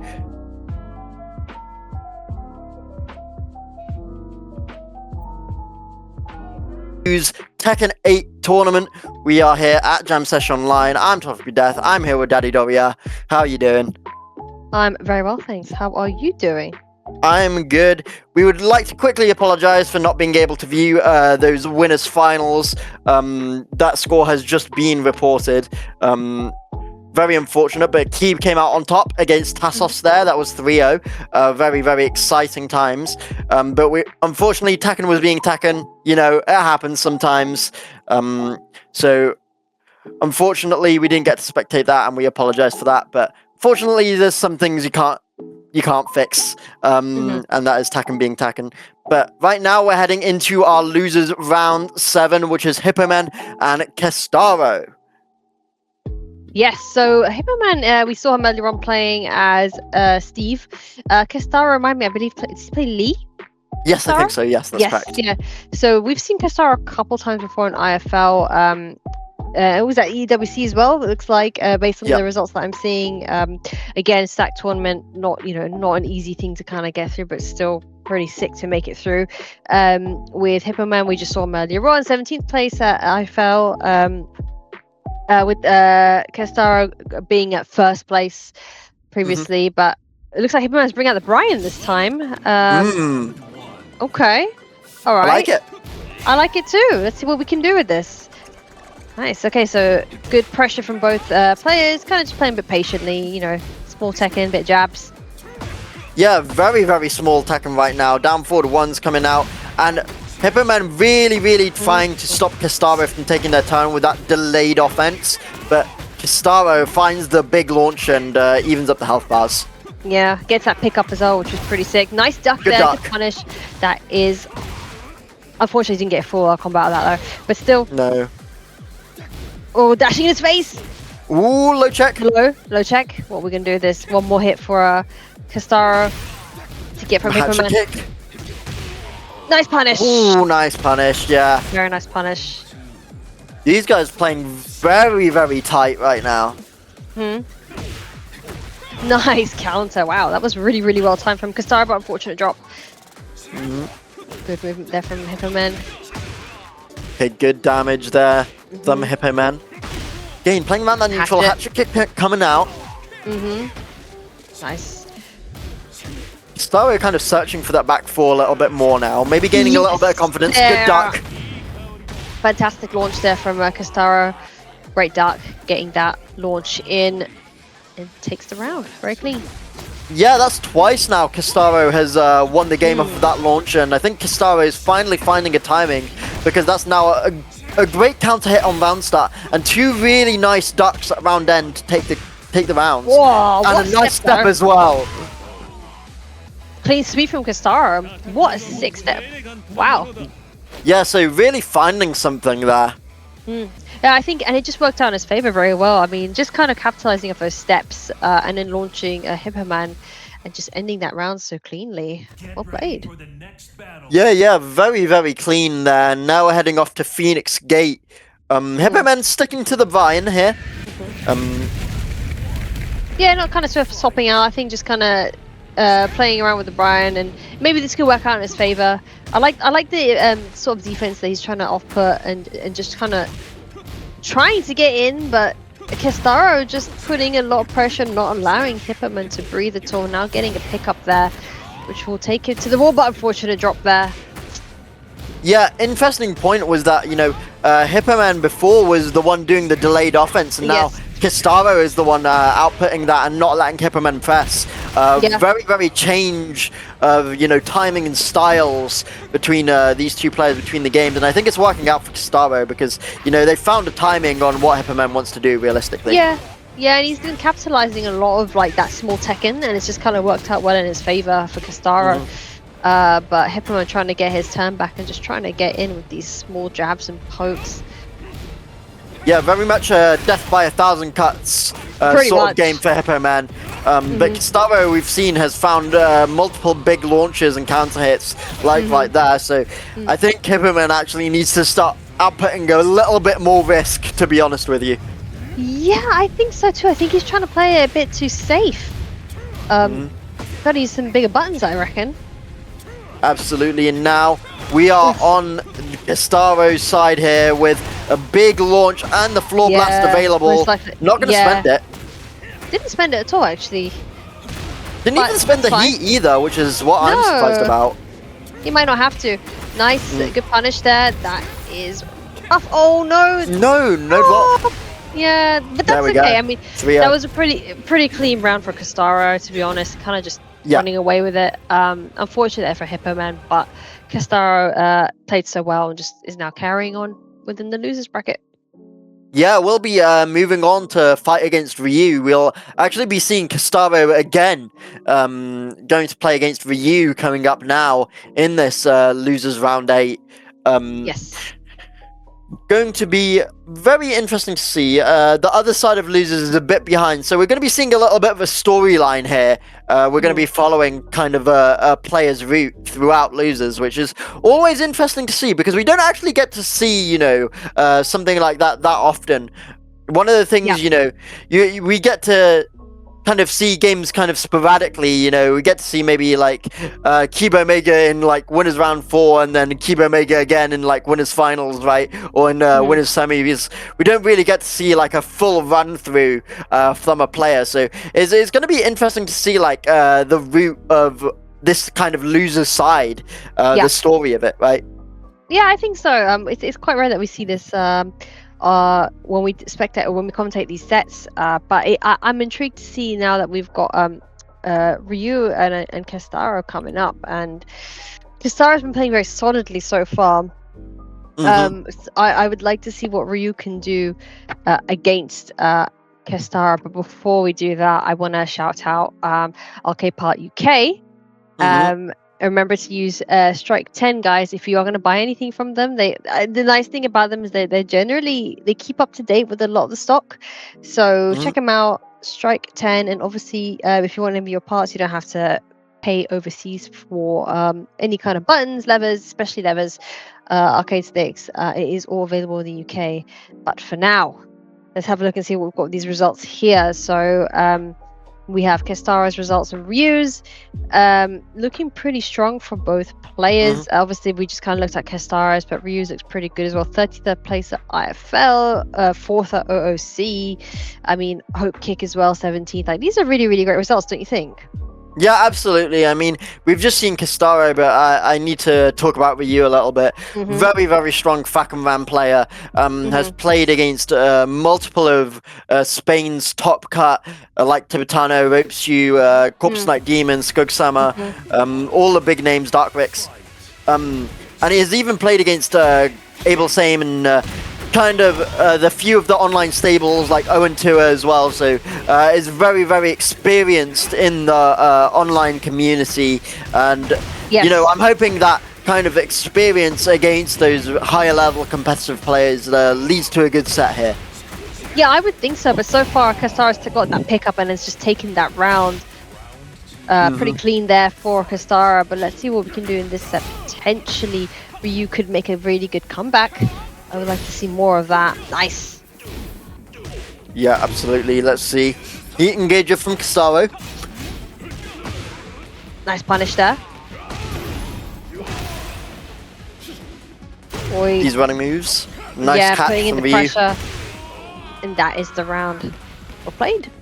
Yeah, one thing I did like from Ryu there was stifling Kestaro at the corner with those homing moves, not allowing Kestaro to utilize the movement to get out of that position. Really nicely done from Ryu there, utilizing those homing moves and then utilizing the while running plus flame moves to try and, you know, after, you know, conditioning them not to sidestep, outputting the pressure. Yeah, exactly that. I think it's working out pretty well for him. He's capitalizing off that. But good patience there from Kestaro staying on the ground.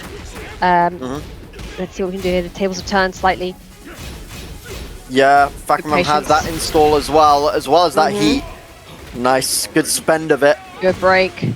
Ooh, the punish. Oh. Nice, the string finishes it off for Ryu. Nicely done. Here we go.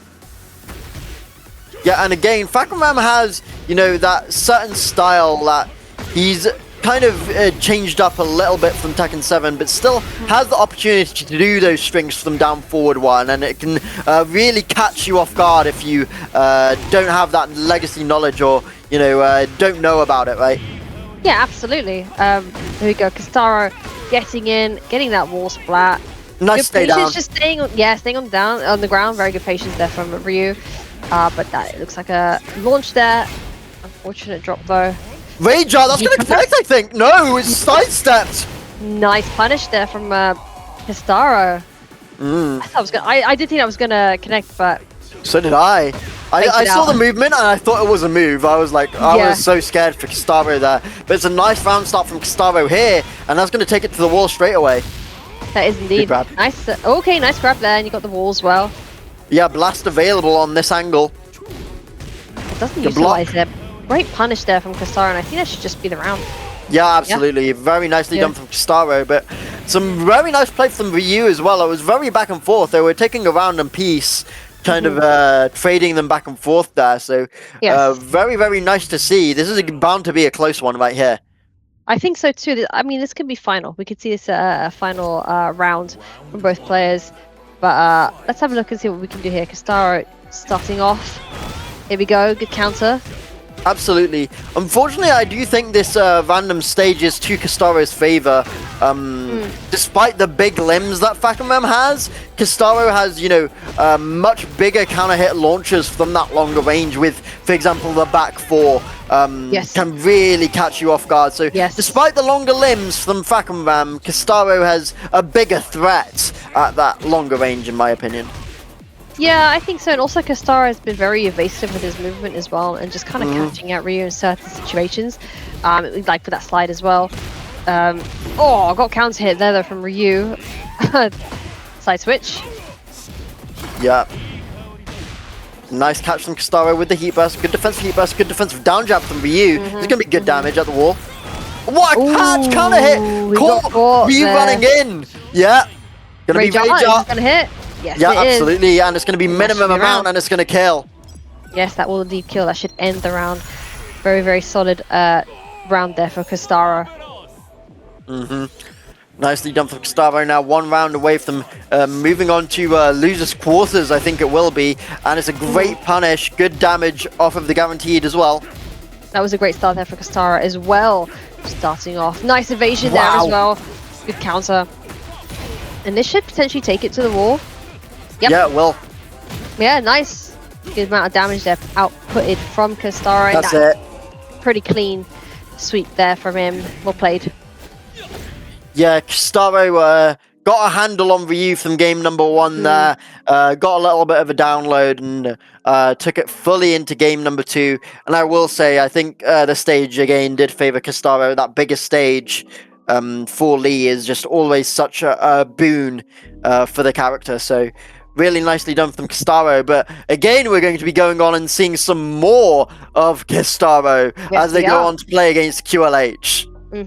This will be an interesting set, I think. Kestaro has been on quite the winning spree, don't you think? Yes. I think this is his 12th win so far in a row. I'm wondering if well, we'll see what QLH could do, right? Absolutely. I mean, Kestaro has been playing very, very well through losers. Actually went into losers in losers round 3 and hasn't dropped a game since then. So yeah, literally 2, 4, 6, 8, 12, 14 games straight for Kestaro at the minute. Absolutely nuts stuff from them. But now they're playing against QLH. And we'll see how they do again. Both of them with the same result at the Esports World Cup LCQ actually. So bound to be a close game between these two here. Absolutely no pressure whatsoever. But let's see, we're going to see that Lars once more in the same stage. This might be working in potentially in Kestaro's favor, but maybe even QLH's. So let's have a look. Yeah, and I forgot this matchup has a special intro actually. Yeah. I think that's a Tekken 8 related lore one because I don't think these two characters had like almost any relation before Tekken 8, right? I don't think so. I think this is more of a Tekken 8 lore. Yeah, Tekken 8 exclusive. Yeah, Kestaro still in the lead there, and yeah, just running away with it. Very clean. Yeah, very nicely done from Kestaro. Gonna keep their momentum moving throughout losers right now. Looks for the back 4. QLH doesn't move forward into it. Nice patience there from them. Oh, nice carry. Coming out from QLH. Nice call out there from QLH. She's taking that to the wall.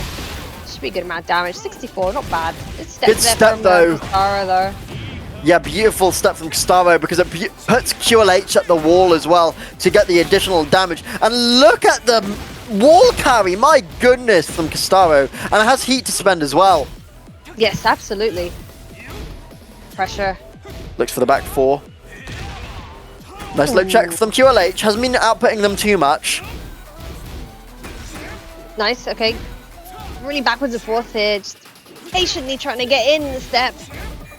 Yeah, Kestaro has been outputted about 15 back 4s straight in a row there. Was really looking for QLH to press. And I think it's a good idea because Lars is kind of a buttons heavy character, right? So I do like the idea for searching for that back 4 counter hit from Kestaro here. It's a step though from Kestaro, just launched QLH. Great call out there. But didn't get the full combo unfortunately. But it doesn't matter. Got another launch there, but again the drop. Yeah, unfortunate. And the homing mid, so nice. Like I said, it's just so much option coverage that homing mid there.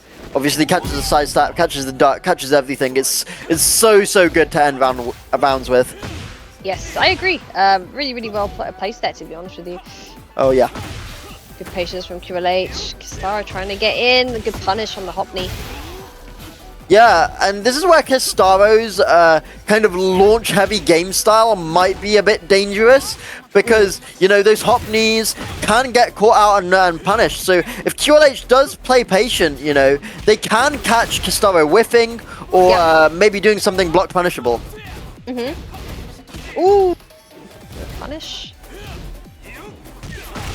Ooh, Yeah, nice, just nice, like well that. played. Yeah. Yeah, well played. Held my breath there for a second. Yeah, that back four goes much further than its animation shows. So seeing it whiff is kind of scary. You need to be on your reactions for that one. Yeah. Oh my gosh, just chipping away Kestaro's health here. Trying to get his turn back though. Slide again. Step. Here we go. He engaged. Ooh! Oh, he dashed. Oh my god, he tried. He did try. Absolutely. But yeah, QLH playing more patient now, trying not to get caught out by those counter hits that Kestaro is outputting, which is what I like to see. I mean, QLH was wary of that from the start, but unfortunately, in order to win the game, you need to press buttons, and Kestaro's keep out has just been a bit too strong. I mean, yeah, did you see that launch earlier on? That was such an insane call out, and I think that's just a set the round even. Absolutely. Rough. Nicely done from Kestaro so far. Again, looking for that back four and a great step punish there.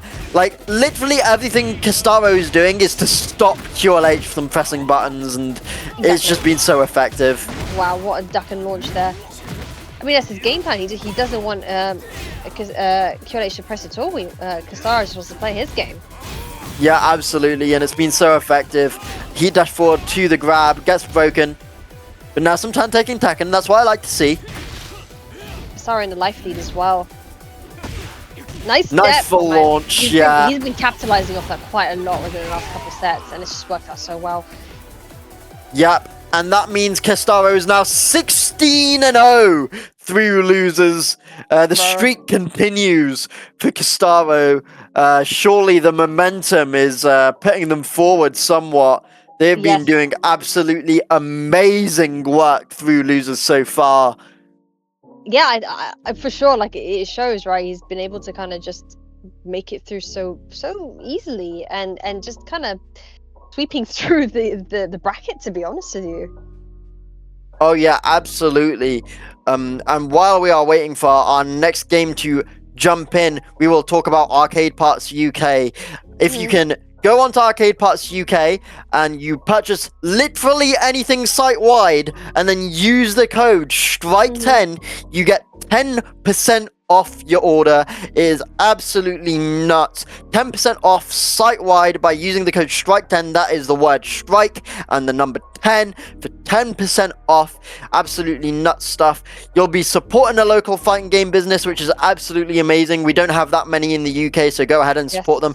You'll be supporting us right here at Jam Session, at Strike Fierce, putting on these amazing tournaments for you, these online events, these offline events here in Northampton as well. So thank you for doing that. And then also you get to support yourself buying some amazing new buttons, because you get them cheaper by using the code STRIKE10 for 10% off site-wide. And then also you get cheaper delivery because it's from right here in the UK, and you're not importing those buttons and parts from Korea or Japan, where you have to pay an extortionate amount for, you know, that delivery fee. So it's absolutely amazing deal for you guys. Go ahead, check out Arcade Parts UK and use the code STRIKE10.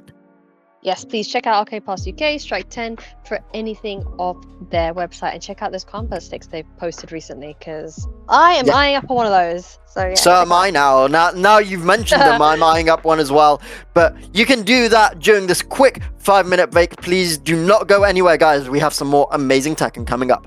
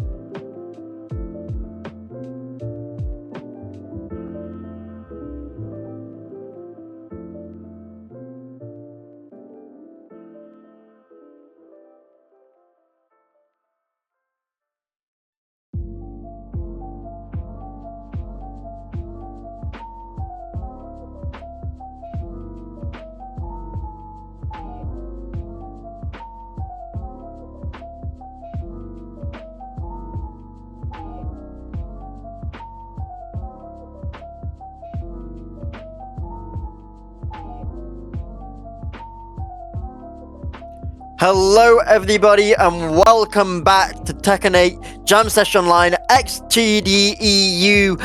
Welcome back. I'm Tasos100. I'm here with DantEX. How are you doing? I'm doing very well. I'm very excited to see how this bracket's been going. How are you doing? Great. We were just watching Kestaro's run through losers, the 14-0 run through losers without dropping a game. They have been playing absolutely nutty. But right now we're looking at the other side of the losers bracket, and it's going to be Ronin versus Maouned coming to bat here. And Ronin has also had a little bit of a run through losers. Actually, they have gone into losers through losers round 4, and they've made their run throughout losers until now, going up to play against Maouned, which is going to be a very, very exciting game because I know these two are of a very, very similar skill level. Yes, that's actually quite interesting to point out with the winning with Ronin kind of getting through this. But yeah, he's got really, I mean, when you look at the results, they are very, very close actually. But I'm intrigued to see how Bryan will kind of play into Leroy. I think it's the first time we've seen Leroy in the tournament tonight. Is that right? Yep, absolutely. Yep. All right, well, here we go. So let's see what we can do here. Yep, let's see what we can do. A lot of patience coming in from Maouned, trying to parry, but unfortunately just gets caught out there against the wall. Unfortunate there. Nice offense there coming in from Ronin. Just kind of putting a lot of pressure. Yeah, absolutely. Big launch though from Maouned. That's going to take it to the wall and do silly amounts of damage, especially with snake arrows and heat. Yes, indeed. That is a lot of damage. 101 damage, bro. It's wild. Okay. Still has heat on the horizon. I wouldn't be opposed to Maouned pressing it here, but plays a bit safer. Whoa! No! Oh no, combo! Oh, that's a shame. Doesn't really matter because he gets around anyway. Yeah, unfortunate drop there for the Maouned, but picks up the round anyway, like you said, DantEX. Nice. The patience there from Maouned, but just got caught out there, unfortunately, from Ronin. Against the wall once more, and is going to hurt. Hella damage coming in. Oh no. Uh-oh. Heat dash. Oh boy. Yeah, and this is the problem with, you know, staying down against Leroy. Obviously, those grounded multi-hits do silly amounts of damage and then can also catch you on get-up in addition to that. So, very, very scary character to deal with on knockdown is Leroy. Yes, absolutely. One of the things you got to be careful with Leroy is obviously his parries. Again, you just can't really press into him too much, but that's looking pretty rough there for Maouned. Ronin just kind of runs away with it there. Yeah. I would say the other thing about Leroy as well is that they're very much an underutilized character. You don't actually see Leroys that much. And so when you see them output their multi-hits or output their strings, you're not really that confident on maybe what the flame data is or if you can step it or not in certain ways, or if there's an option select or something. But yeah, it's a very interesting matchup to play because, like you said, you don't really see that many of them, and all these Leroys kind of play in different ways. Oh, the cane. The cane, man. Capitalized off the cane and got that combo and kind of just ends around. But I agree, it's very rare that we see Leroy online, and I think when we do run into Leroy, or whether it's a Leroy, Shaheen, or whoever, a lot of people are a little bit nervous because they're maybe not too sure about how to counter these characters. Isn't that right? Oh yeah, absolutely. And like I said before, it's not even just about playing against the Leroy, it's potentially about playing against how the player plays Leroy as well, because I know some Leroys are very aggressive, you know, push the multi-hits at the wall, you know, will try and catch you out with the plus flames, and then there's some very heavy Leroys that go for a lot of parries, goes for a lot of stance gameplay. So there's multiple different ways that you can, you know, output the game style of this character, and so in addition to it being a difficult kind of unseen matchup, it can be even unseen the playstyle. So you might, even if you know certain things about this matchup, there's going to be things you might not have seen before because every Leroy plays differently. Do you know what? I actually agree with that point. I think because you don't see a lot of him, and then they can play him in different ways, it actually just makes it 10 times more difficult to deal with. Oh yeah. And we can see here, like obviously, like Ronin kind of just really kind of getting in and using the aggression and not really allowing Mana to breathe or get in too much. And it kind of shows. Oh, the power crush. Nice punish. But then you could see Ronin next round maybe, you know, do some backdashes, do some parries, and play a lot more defensive. So it's very difficult to find the timing on this character. Yeah, I agree with that. I actually really do. But it looks like Mana's trying to get in there. Unfortunately, just not able to, and gets counter hit. Yeah, and I think it's especially difficult for Maouned, who, you know, is playing a counter hit heavy character. And like we said, you know, it's difficult to find a timing against Leroy, so I think this is additionally kind of doubled for Maouned on the Bryan here, because they need to find timing, and they're up against a character where it's kind of difficult to find a timing. Yeah, I think so. I think that's well put, to be honest. But that was a great step there from Ronin. Nicely done, nice low block there. But the orbital finally finds a heavy one, and this is going to be good damage. Gotta take this opportunity as much as possible. Look at that, 93 damage. That was insane. Pressure, nice option there on the heat. Yeah, it was a great choice there because it healed up the Grey Life, but also pushed them out of the wall position. So I love that idea from Ronin there. Yes, just dashing in his face. Nice power crush. Nice. That's the round. Yep. Spends the snake eyes for it, and it was completely worth it to do so to get the damage to end off the round. Oh, step. What punish. Great launch there from Ronin. That should go to the wall. Yeah. Right combo. Yep. Here we go. Heat engage. Very clean. Ooh, no. Okay, good push there. Low checks, and again a big counter from Maouned. Has finally found something here, I think. Has had 2 big counter hits in the last 2 rounds, so is maybe finally finding a timing here, and that's solid damage, 104. Final, here we go. Oh, big counter hit from Ronin. Yeah, that's pretty big. And that's going to the wall. That could break the wall if he decides to go ahead with it. No, he does not. No, doesn't go for it. Goes for the Yoki, and I think that's smarter, to be fair. Good break as well from Ronin. Good movement. Good side step away. Yeah, I love Ronin shadowing Maouned there to keep them at the wall. I love that. Here we go. It's against the wall. Heat engaged. He count. Plus flames off of the heat smash. So much pressure from Ronin. One low could end it all here. Side step gets caught by the hatchet. The break. That's it. Oh, there it is. The one low check. Oh my god. It was a stray hit, but managed to convert the plus on hit into additional pressure then. Caught them out with the low. Nicely done from Ronin. And they are going to be moving on in the bracket. Well done. Oh, well played. Very well played. All right. Yes, they'll be going up against K-Rain's King coming up in the next set. So just while we get that one set up for you, we're going to go to a quick break. But before we go to that quick break, Daddy Doria, you're unfortunately going to be dipping out. So before you dip out, why don't you shout yourself out and let us know where the people can find you?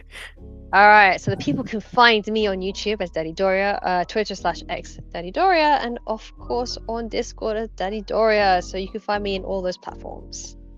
There you go, guys. Go check out Daddy Doria. Has been an absolutely amazing commentator for you today, and it's always a pleasure to be with you on the mic, Daddy Doria. Yes, pleasure as always.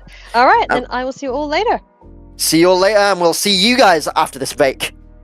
Welcome back, everyone, to Strike Fierce and Tekken Dojo EU's Tekken 8 tournament here at Strike Fierce.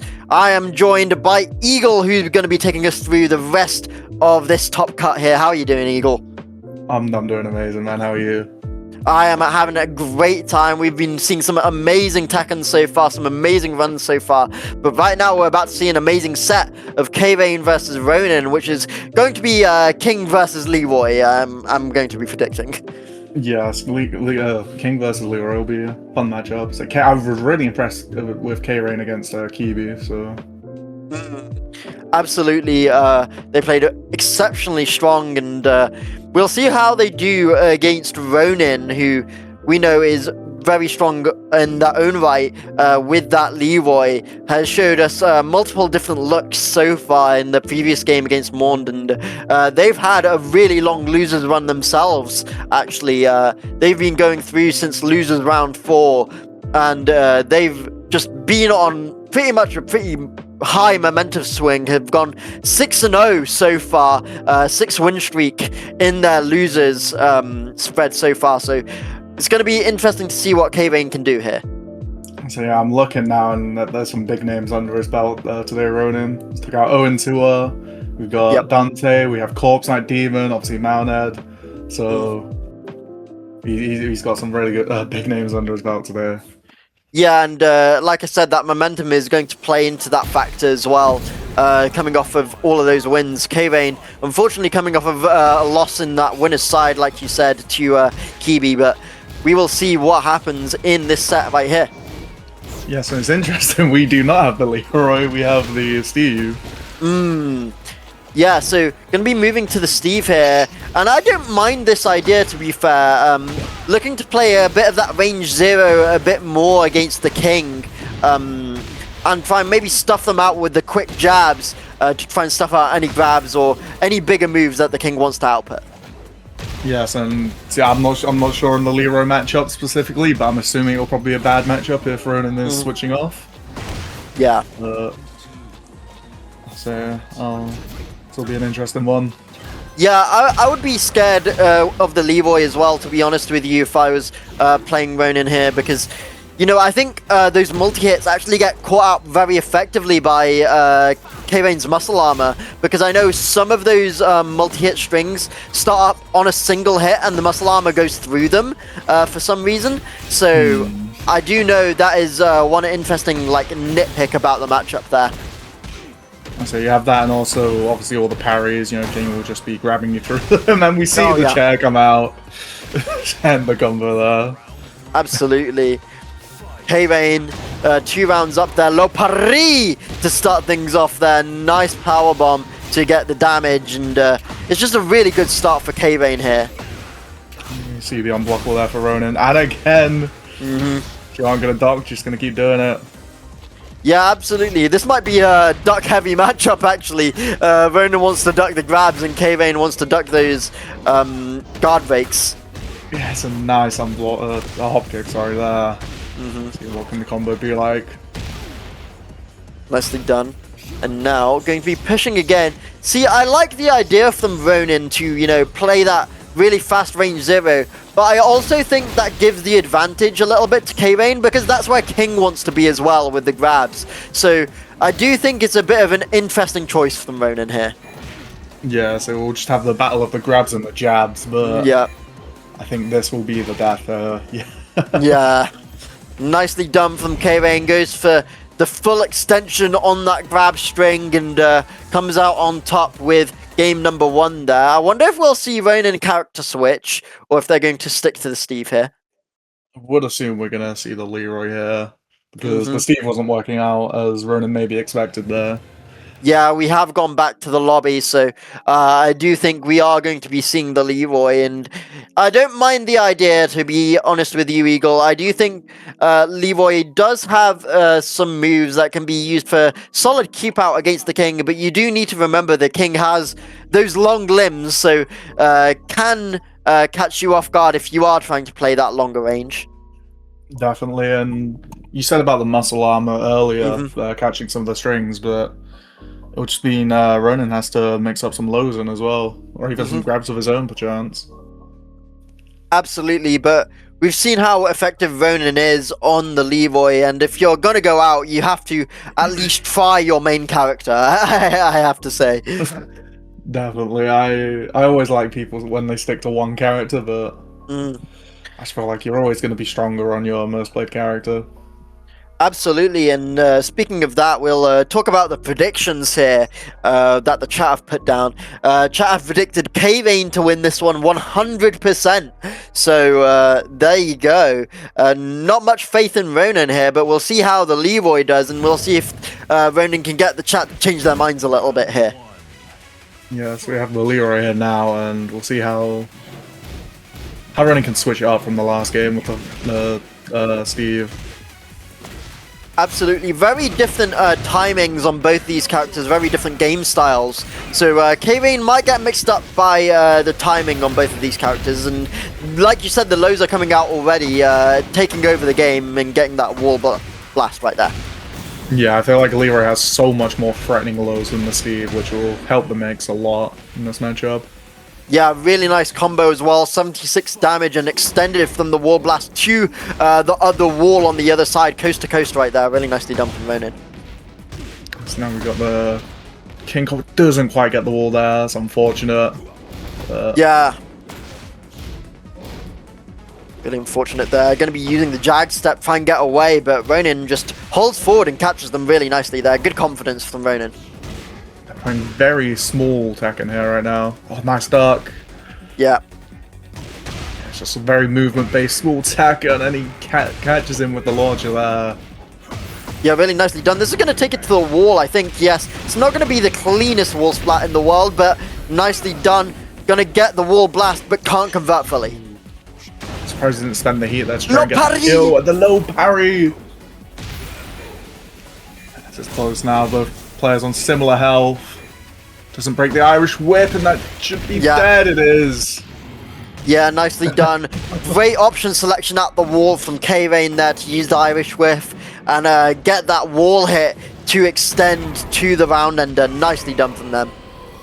Yes, and very, very needed rage out there, but you know, it lets you calm down, especially after a close round like that. I think you need that little extra like calm down time. Absolutely, and we'll reference something the chat said earlier, which is keep it simple, stupid, and certainly happened right there. Definitely. Oh, we got the muscle buster coming out. Yeah, no break, unfortunately, on that one. Nice homing moves, going to try and stifle the movement. Yeah, good punish there. Oh, that's again. Yeah, nice. I was about to say that's confirmed damage on knockdown there. But the giant swing and it's blue sparked! Into the wall, that's some huge damage right there. And the Shining Wizard! Wow. Was that double blue spark eagle? That was nuts. It was. The blue spark on the Shining Wizard and the giant swing, which is not easy, I'll tell you that much. Absolutely. But a great round start from K.T.B. And this is looking like solid damage here. Goes for the grab instead of the drop kick and gets the confirmed ender for 7 golden letters. Absolutely brilliant from K.T.B. and they're moving on to loser semis. Wow, that was that was a very comprehensive last round. And I don't know if you watched any football over the weekend. Yeah, Man United lost 2-0 to Hull. They got mauled by the Tiger. Ronin there, he just got mauled by a Tiger. So absolutely. Nicely done from K.T.B there, and they're going on to play against Kestaro, who, like we said previously, is on a 16 win streak in losers side. Went to losers side all the way back in losers round 3 and hasn't dropped a game since then, which is absolutely nuts, Eagle. I'm just looking at this run now, and they have just been on an absolute tear. They have gone through so many players and so many good players as well. Like, absolutely. And I'm not sure what controller Kestaro is using, but if you want a brand new controller that could potentially help your gameplay, you can go ahead and check out Arcade Parts UK and use the code STRIKE10 for 10% off site-wide. That is the word STRIKE and then the number 10 for 10% off site-wide on Arcade Parts UK. it is a triple victory if you go ahead and do that, Eagle, because you get to support a local fighting game business, of which we don't have that many of in the UK, so you get to support them. You get to support this amazing local as well, and you guys get brand new arcade parts for cheaper by using the code STRIKE10, and also you don't have to pay extortionate delivery fees from Japan or Korea because they're coming from right here in the UK. So go ahead, treat yourself, go ahead, check out Arcade Parts UK and use the code STRIKE10 for 10% off for some of those amazing new releases on their site. Like we said, there's some new Canva stuff on their site, there's some amazing new buttons on their site as well. I'm looking at getting myself a new set of Sanwas for my sticks, so go ahead, check them out, they're amazing. And yeah, there's no point not to check them out. I say it's you're getting a good deal. You're helping a local business. You're helping us. You're helping everyone. So it's a win-win-win. Absolutely. We'd also like to mention to you guys that next time, Strike have a rebrand called Arena. Eagle, can you tell us a little bit more about that, since you've been a little bit more involved in the back end? Yeah, we're just, we've been wanting to, get a specific name down recently, and we've gone through a couple ideas, and we've decided on Arena, and our amazing Animan KS has been doing some great graphic design work, and has come up with this idea, and he's done an amazing job. So from not next week, week after, so the next Tekken tournament, there will be Arena. Yeah, just as a reminder, this will be continued in numerical order, so it will be called Arena 11, so we will be keeping on with the number convention, but we are just changing the name of the tournament. But right now, we're into this losers semi-finals of Kestaro versus K-Rain, and we're starting it off with a low Paris. Perfect start, you could say, and it'll be interesting to see how Kestaro tries to break down K-Rain here, who is... Both players are just on a spree right now. Yeah, and they'll have more time to break them down, considering we're moving into first to threes right now, Eagle. So we're in our top 4 officially. So we're moving all first to 3 from here on out. Yes, we're going to see a lot more mind games. And oh my god, wow. How did that Hopney miss? Absolutely nuts. Kestaro looking for the back 4 yet again, but what a duck! And that is going to be round number 1 going their way. Seems like the momentum is still flowing their side. Definitely, there's a good duck on the down forward 2-1 there. K-Rain's got to be confirming those. Okay, looking for something. Might go for Slidey here. Goes for low, not Slidey, but does go low. Gonna back 1+2. Gets the forward 2-1, but the step! And oh, it just missed. Okay, the grab gets broken, nicely done. Goes for the short jabs, but the back 4 is going to full counter hits, and that's going to be good damage for Kestaro.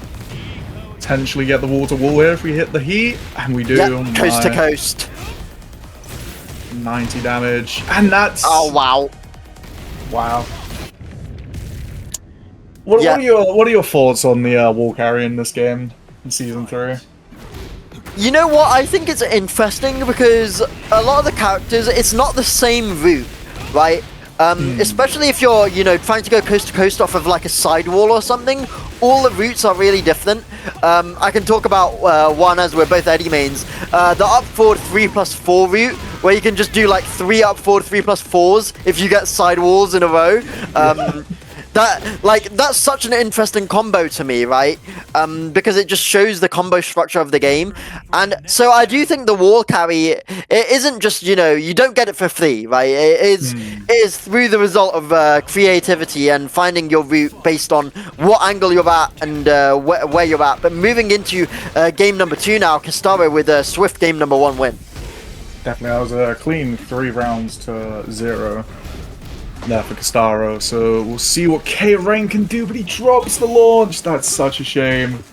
Yeah, unfortunate there, but it's understandable to be nervous after, going down to a no-round round. You're like, man, I didn't get a single round there, you don't really have the confidence going into game number 2, so K-Rain really needs to find something, get that confidence up, and then get rolling. And that might just be it there, the counter hit down forward 2-1, and oh, the combo drops.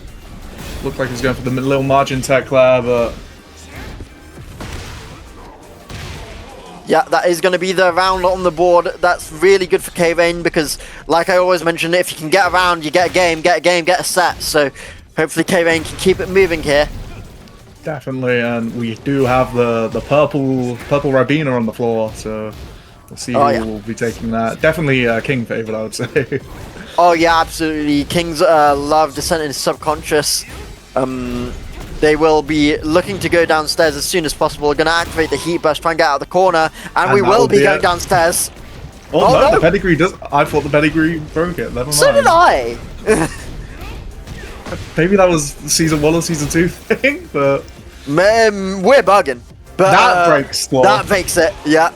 Oh, this. It won't break it if it ends the round. We'll get one right, but it's looking here. K-Rain, he is 2 rounds up now. Potentially a reverse sweep there. But yeah, Kestaro taking it to the wall here.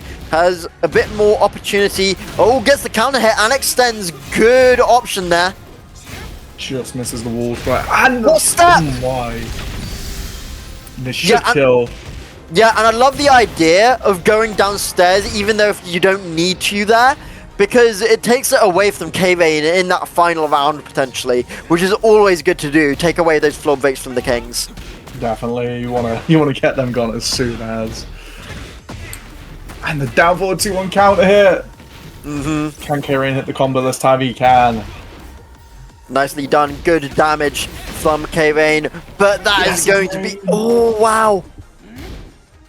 Looks for the back four, but the hop knee, nicely done from K-Rain. I don't even know what it caught.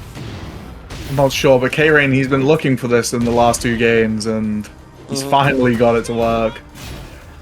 It's just that threat of the grab is just always there. Yeah, now Kestaro plus flames. No parry! Oh my days! Oh, I'm surprised. Nice. Yeah, it kills. I was about to say, I'm surprised they didn't combo into Rage out there, but Powerbomb kills. Nicely done from K-Rain. And they finally break Kestaro's streak. That's it. That's the 17-game win streak over and done with. K-Rain is the defeater of it. So now let's see if they can take that momentum into this set. Definitely. It's also good for K-Rain. Like you said, you win a game, you can then win the set, so... Nice duck and launch there for Kestaro. Oh my days. Atlas Hammer. Oh my. Yeah, this is the first time so far in losers bracket where I've seen Kestaro be put in a bit of a struggle. And yeah, the giant swing is going to end off this round. Oh no, just short. Tekro saving the life here. There's 1 hit away for Kestaro and does get taken down there. But yeah, K-Rain has just been catching Kestaro and counter hit so consistently right now. I think they found some kind of timing read. Definitely, they made the adjustment from the first game, won the second game, and seems to be... Good oh my good dark. They are definitely taking the momentum into this 3rd game here. Absolutely, and even on a stage where you think, oh, this would favor Kestaro. Obviously, Kestaro with those bigger back fours, those keep out moves, but K-Rain taking the fight to them right here on a bigger stage now as well. Definitely. Oh, and the backsway move gets the launch. You don't really see backsways that often in Tekken 8, only on, kind of specific characters like maybe Azusano or like Devil Jin, but Kestaro showing effective on Lee as well here. Yeah, and it won him around there, so... Maybe that's one he's going to be using more this set. Looks for the muscle armor. Hop knee gets punished. The acid rain. As much as I dislike Lee as a whole, I love the acid rain as a move. It's so just looks so nice. It is very, very cool. Okay. Oh, doesn't quite get the conversion there. Yeah, unfortunate. Okay. Gonna get the guaranteed low check, and that's gonna be the counter hit for Kestaro. Goes 2-1 in rounds. So K-Rain had a few missed punishes there, and Kestaro just punished everything perfectly. Yeah, again, Kestaro looking for that keep out back four if they can get it. But gets the punish off of the sidestep. Nicely done by Kestaro. Gonna start off this round right. Oh, good dark. He gets the jab punish though. Oh, and the down forward 2-1. Nicely done from K-Rain. There's a combo off nicely, but drops it. Just misses the Sap Shining Wizard. And the Acid Rain again! Okay, the push. Looking for it. The grab connects. Doesn't Will it be break the full this time. string? Uh-oh. That's dead. Yep, that's dead. Nicely done from K-Rain. Notice they didn't actually break it previously, so well done from K-Rain from noticing that they haven't been too effective at the grab breaks. Definitely, now we're into a very tense final round for this game 3. Yeah, absolutely. K-Rain is taking a swift lead here. Yeah, you don't want to be the one that's up against game point here, so very, very important round number 5 here for game 3. Definitely. Let's just see what happens here. Movement. Muscle Armor connects! That's going to be the heat engager for K-Rain, and it's going to heal up a ton of Grey Life as well. Oh, that's wow. Big Muscle Armor. And the down forward one to finish it. K-Rain goes 2-1 up against Kestaro. And even though that game was very, very close, you could see K-Rain had found some kind of stride in that game. And now we're back onto yet another big stage. Should be in Kestaro's favor, but we saw what happened last time on the bigger stage with K-Rain. Definitely. I mean, not having the walls so readily available definitely gets rid of King's very strong Oki, but also I feel like Lee loses so much damage out from it. Oh yeah, absolutely. The giant swing coming out. Good damage there from K-Rain. Again, noticing that Kestaro hasn't been breaking the grabs, but the low parry comes through yet again. That's into the blue spark shining wizard. And again! And again, wow. The running knee. Taking the first round of game 4 here.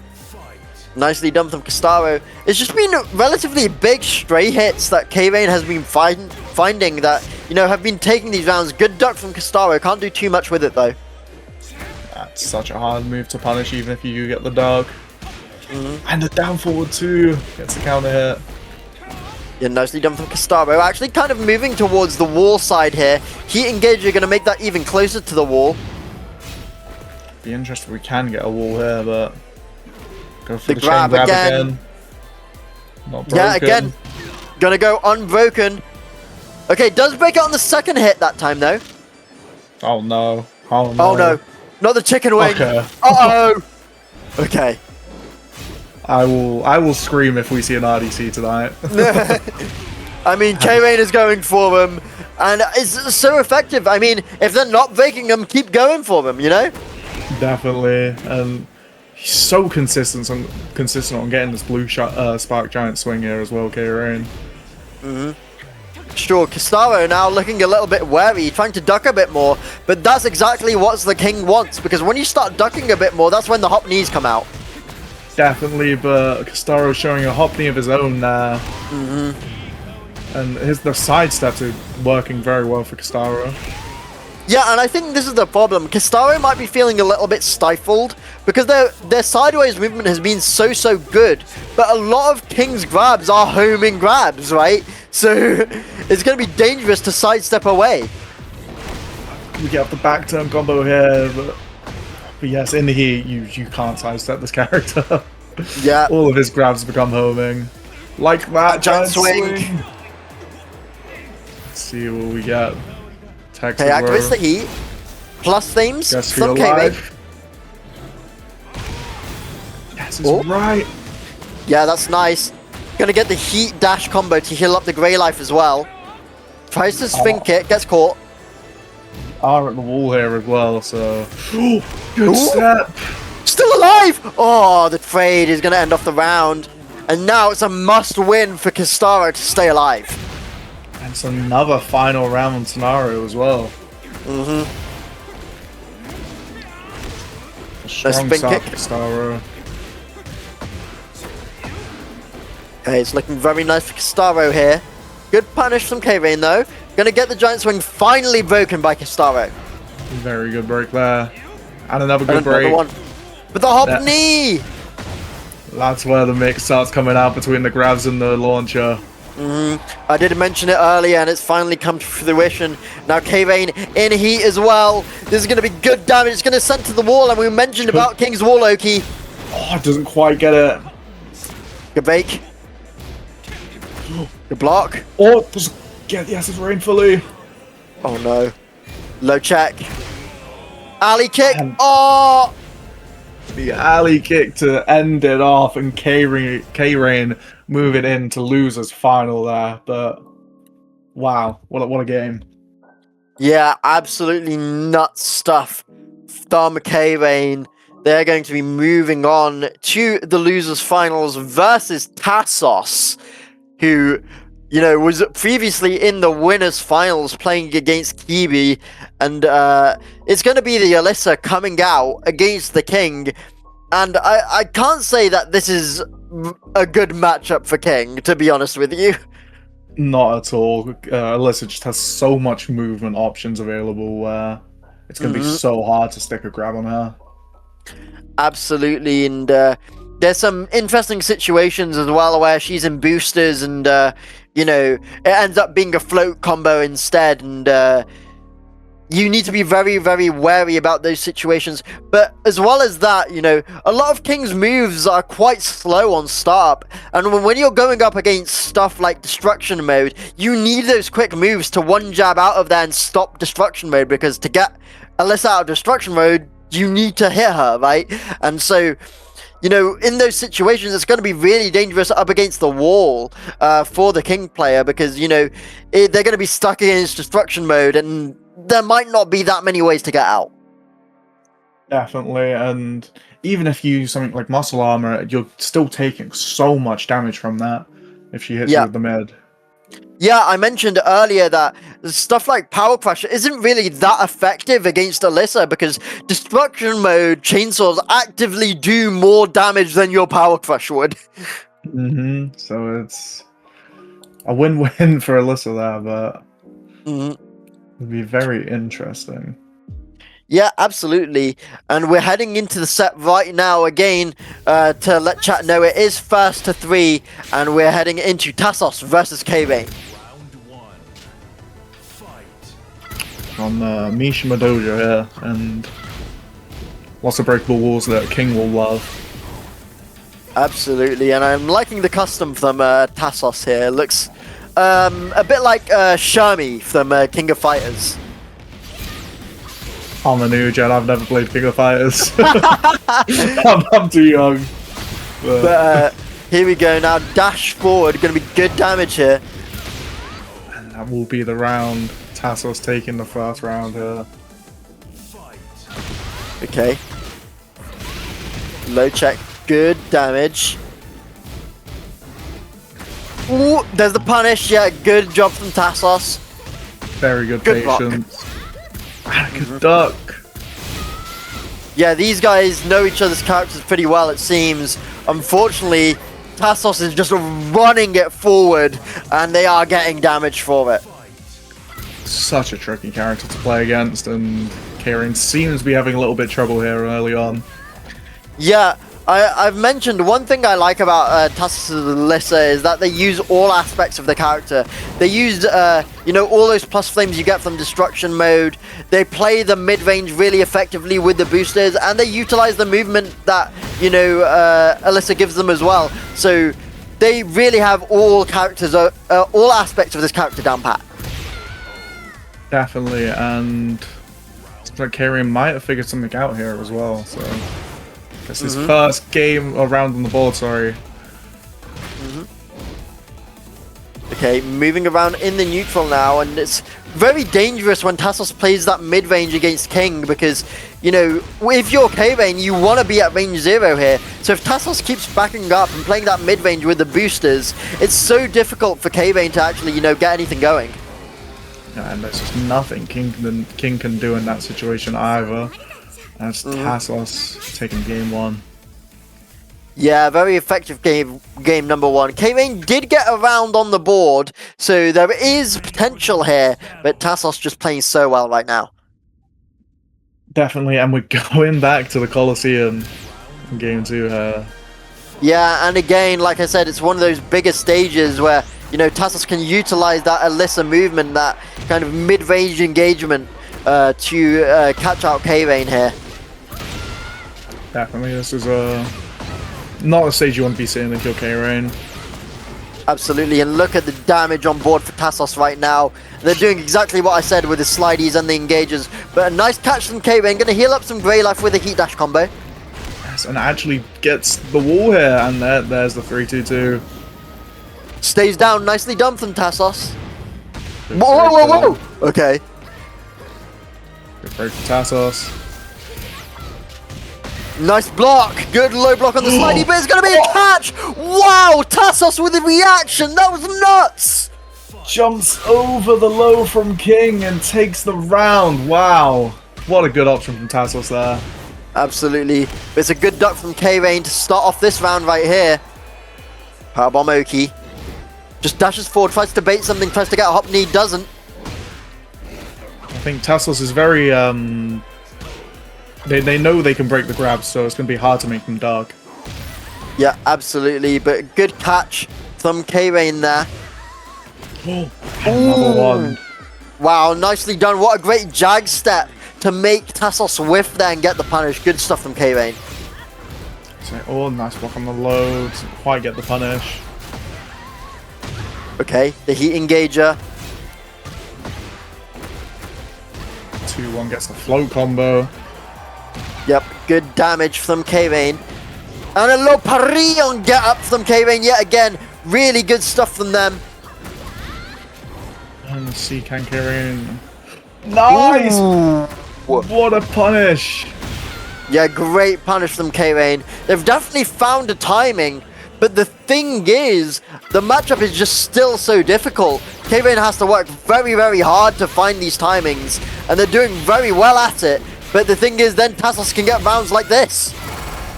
Yeah, when you think that they're only going to do the lows and they just start bringing out all the mids, it's rough. Oh, good step. Brilliant stuff from K-Rain. Doing nice as well. This is going to send it to the wall as well. Can't get anything off of it, but it's just a good position to be in anyway. Yeah, so Tasos is doing so well on the low blocks from King. Gets the side swap. Oh, doesn't get the back. One hit for Tasos will win this round. Oh, low check. There it is. The slidey. It's been working quite a lot of the time from Tasos, and now we're going into round number 5 here. Can't convert, unfortunately, K-Rain. Nope, you got a micro dash there after the downfall 2-1 on female characters. But a nice muscle armor from K-Rain. Good reaction on the engagement. Just in destruction mode, you've got to get Alisa out as soon as possible. Yeah, it's so dangerous because she can just keep going. But a good duck from K-Rain there. Try and swing. Will that catch wall? No, just short. Punish that. Nicely done from Tasos. So I feel like we're yet to see any shining wizards from K-Rain. Yeah, there haven't been that many, have there? But I do think Tasos has been very wary of them because you can see that they're not scared of, you know, blocking high. They've been blocking the hop knees pretty consistently, so we can tell they're probably pretty confident in kind of breaking the Shining Wizard or any of the grabs that come out. Definitely, but Tasos now 1 game away from potentially meeting KeebeOmega again. Yeah, that would be the rematch in Grand Finals, but you got to test the grabs of the Kings. Okay, that's potentially get wall here. Yeah, it does so. And this is exactly where K-Rain wants to be. Muscle armor gets punished. Nicely done from Tasos. Good patience. Very good punish. Gets rewarded with the mid. The plus flames. Oh my days! Wow. And I do not blame them for this rage art. I would have done the same. Guarantee this round. Absolutely, keep it simple, stupid. But Tasos with an absolutely amazing charge at the wall to get the wall splat and the guaranteed round. Nicely done. And they're going to be starting it off right as well with another good wall splat. Yeah, that's already 120 damage done in the first 10 seconds. It's not what K-Rain needs right now. Absolutely, the counter hits. Tries to push away, but again, Tasos doing very, very nicely at finding these counter hits in mid-range, but a good punish on the slidey from Keebe and a good duck from Tasos is going to be the round that way. Yeah, and now one more round will send Tasos through. What can K-Rain do? Good power crush. Tries to muscle armor back, but can't get it. Nice block on the low. That jumping move has been catching K-Rain so much. Absolutely. Giant swing is coming out. It's blue spark as well, and it's going to catch wall. Yep. Big damage there from K-Rain, and the wall splat as well. Oh, nice. Knows the Oki setup. Very well done from Tasos. Rolls through. The clutch break. Very good heat slash there. And K-Rain fighting back. Yeah, Tasos went for that charge move yet again, but the snake edge is going to connect from Tasos on round start. Good job by them. Giant swing again connecting for K-Rain. So, gotta respect the round start snake edge. K-Rain just doesn't stay ducking long enough for that low there. See, Tasos might be confident in, you know, blocking mid, but the thing is they haven't been breaking the grabs, but it doesn't matter. Tasos with the low, and is going to be going to the rematch versus KeebeOmega in Grand Finals. Definitely, and like you said before the game, it was just the destruction mode which just made it so hard for K-Rain to do anything there. Absolutely. Now moving into that Grand Finals, Tasos versus KeebeOmega. Obviously, KeebeOmega in winners, they only need to win one best of 5 in order to take home the bracket. But Tasos needs to win 2 best of 5s in a row. The first one to push KeebeOmega into losers, and then the second one to eliminate them. So we're going to be moving into that relatively shortly. But let's talk about what happened the last time this happened. KeebeOmega, obviously with a 3-0 over Tasos in the winners final last time this happened. So this rematch really needs to change for Tasos here. Definitely. I did see Tasos said it was their first time fighting Bob was against Keebe. So yeah, maybe it's a bit of a obviously not had time to learn the matchup quite yet. Yeah, absolutely. Me and Daddy WR were mentioning that this character only came out, 3 days ago, so a very difficult matchup to learn so quickly. And especially because, I think Keebe is actually playing kind of a different style from what they'd usually do. With the Yoshimitsu, I normally see Keebe kind of playing more kind of 50-50 heavy style, harder read heavy style sometimes. And that's kind of what you'd expect out of Bob, is playing a 50-50-50, heavy style.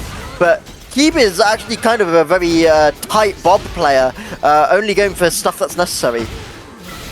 Well, that's something I've noticed with Bob as I've been playing against him more and more, is he is a very versatile character. You can play him whichever way you want, if you want that more Mishima poke style, or if you want the more heavy 50-50 style. So it's really nice to see that player creativity can be expressed. Yeah, player expression coming through here, and now Tasos trying to find their way in, but gets caught out by Keebe. And I do think this is going to be a problem for Tasos, because with those 1-1-2s and the extensions after them, Tasos can easily get caught out using boosters with those quick jabs, and Keebe can easily extend further with the extensions, right? Yes, he gets the frame perfect hit there as well for wall splat. And doesn't just kill, but yeah, smash well. That's something I've really liked about Bob as well, is he has the frame perfect inputs on his grabs, on his heat smash as well. Yeah, absolutely. Now Tasos off to a good start here. Going to try and send it to the wall. Stops just short, unfortunately, but a good step from Keebe. And for a character so big, they've definitely got the speed on the side steps. Definitely. And he's really lived up to the name. He has speed, he has weight, he has the power. As we're going to see here for a big conversion, hopefully. Absolutely, and the Bob damage is pretty high too. It's very, very effective damage, and KeebeOmega showing us that with a no round in game number 1. Yes, that was a swift game, and they're straight back into it. Game 2. Absolutely. Ooh, nice catch again on Tasos' boosters trying to engage. I mentioned it's going to be difficult for Tasos to use the boosters because Keebe has so many quick moves on the bob. And Keebe saw that they're trying to press into the roll there and did the power crush on it. And again, see, now they're just playing the 50-50 style you can play with Bob. Yeah, absolutely. They're just going to keep it moving, keep it running. There's going to be no gaps, just going to keep pressing. Unfortunately, Tasos went for the power crush a bit too late there. Yeah, it's just... This is the problem when you haven't labbed a matchup yet. The characters just come out, you don't know what to do when you get put in these situations. Absolutely, and now I think KeebeOmega has understood that they can just kind of run their offense and Tasos won't really know what to do, which is going to make it even more difficult for Tasos, right? Because again, like we said, Tasos doesn't really know what to do against the Bob offense. Yeah, it's very rough for Tasos, but are we going to get the break again? Looks to go downstairs, doesn't, keeps it there. Good interrupt there for Tasos. Yeah, unfortunately, it's not going to amount to much because we're going downstairs and with a Bob in heat as well, and with some carry available, this might be the round over. Very close, and the low takes it. KeebeOmega going two games up. Yeah, that's a double no round for Keebe. 6-0. Oh my days. Tasos needs to find something and needs to find something now. Yeah, they just need to start running anything they can and hoping anything works. Yeah, absolutely. Into destruction mode we go for Tasos. Gets caught out by the long active flames of destruction mode, so does get a little bit of damage off that. Good punish there. Okay, patience. Nicely done from Keebe. Good punish on that. That's a hard one to punish actually because it pushes so far away. Definitely. And the house sweep's coming out now. First one we've seen from Keebe in this set. Yeah, again, like I said, the power crush isn't too effective versus Alisa. But there's Tasos' first round on the board. Yeah, and that's going to give them some confidence. Like I said, round, game, set. But here we go. KeebeOmega with a nice power crush at the wall there. Can't convert off of it, unfortunately, because of the trade. Yeah, and there's the hell sweep again. Good low block and punish. Amazing punish, and that will be the round for Keebe.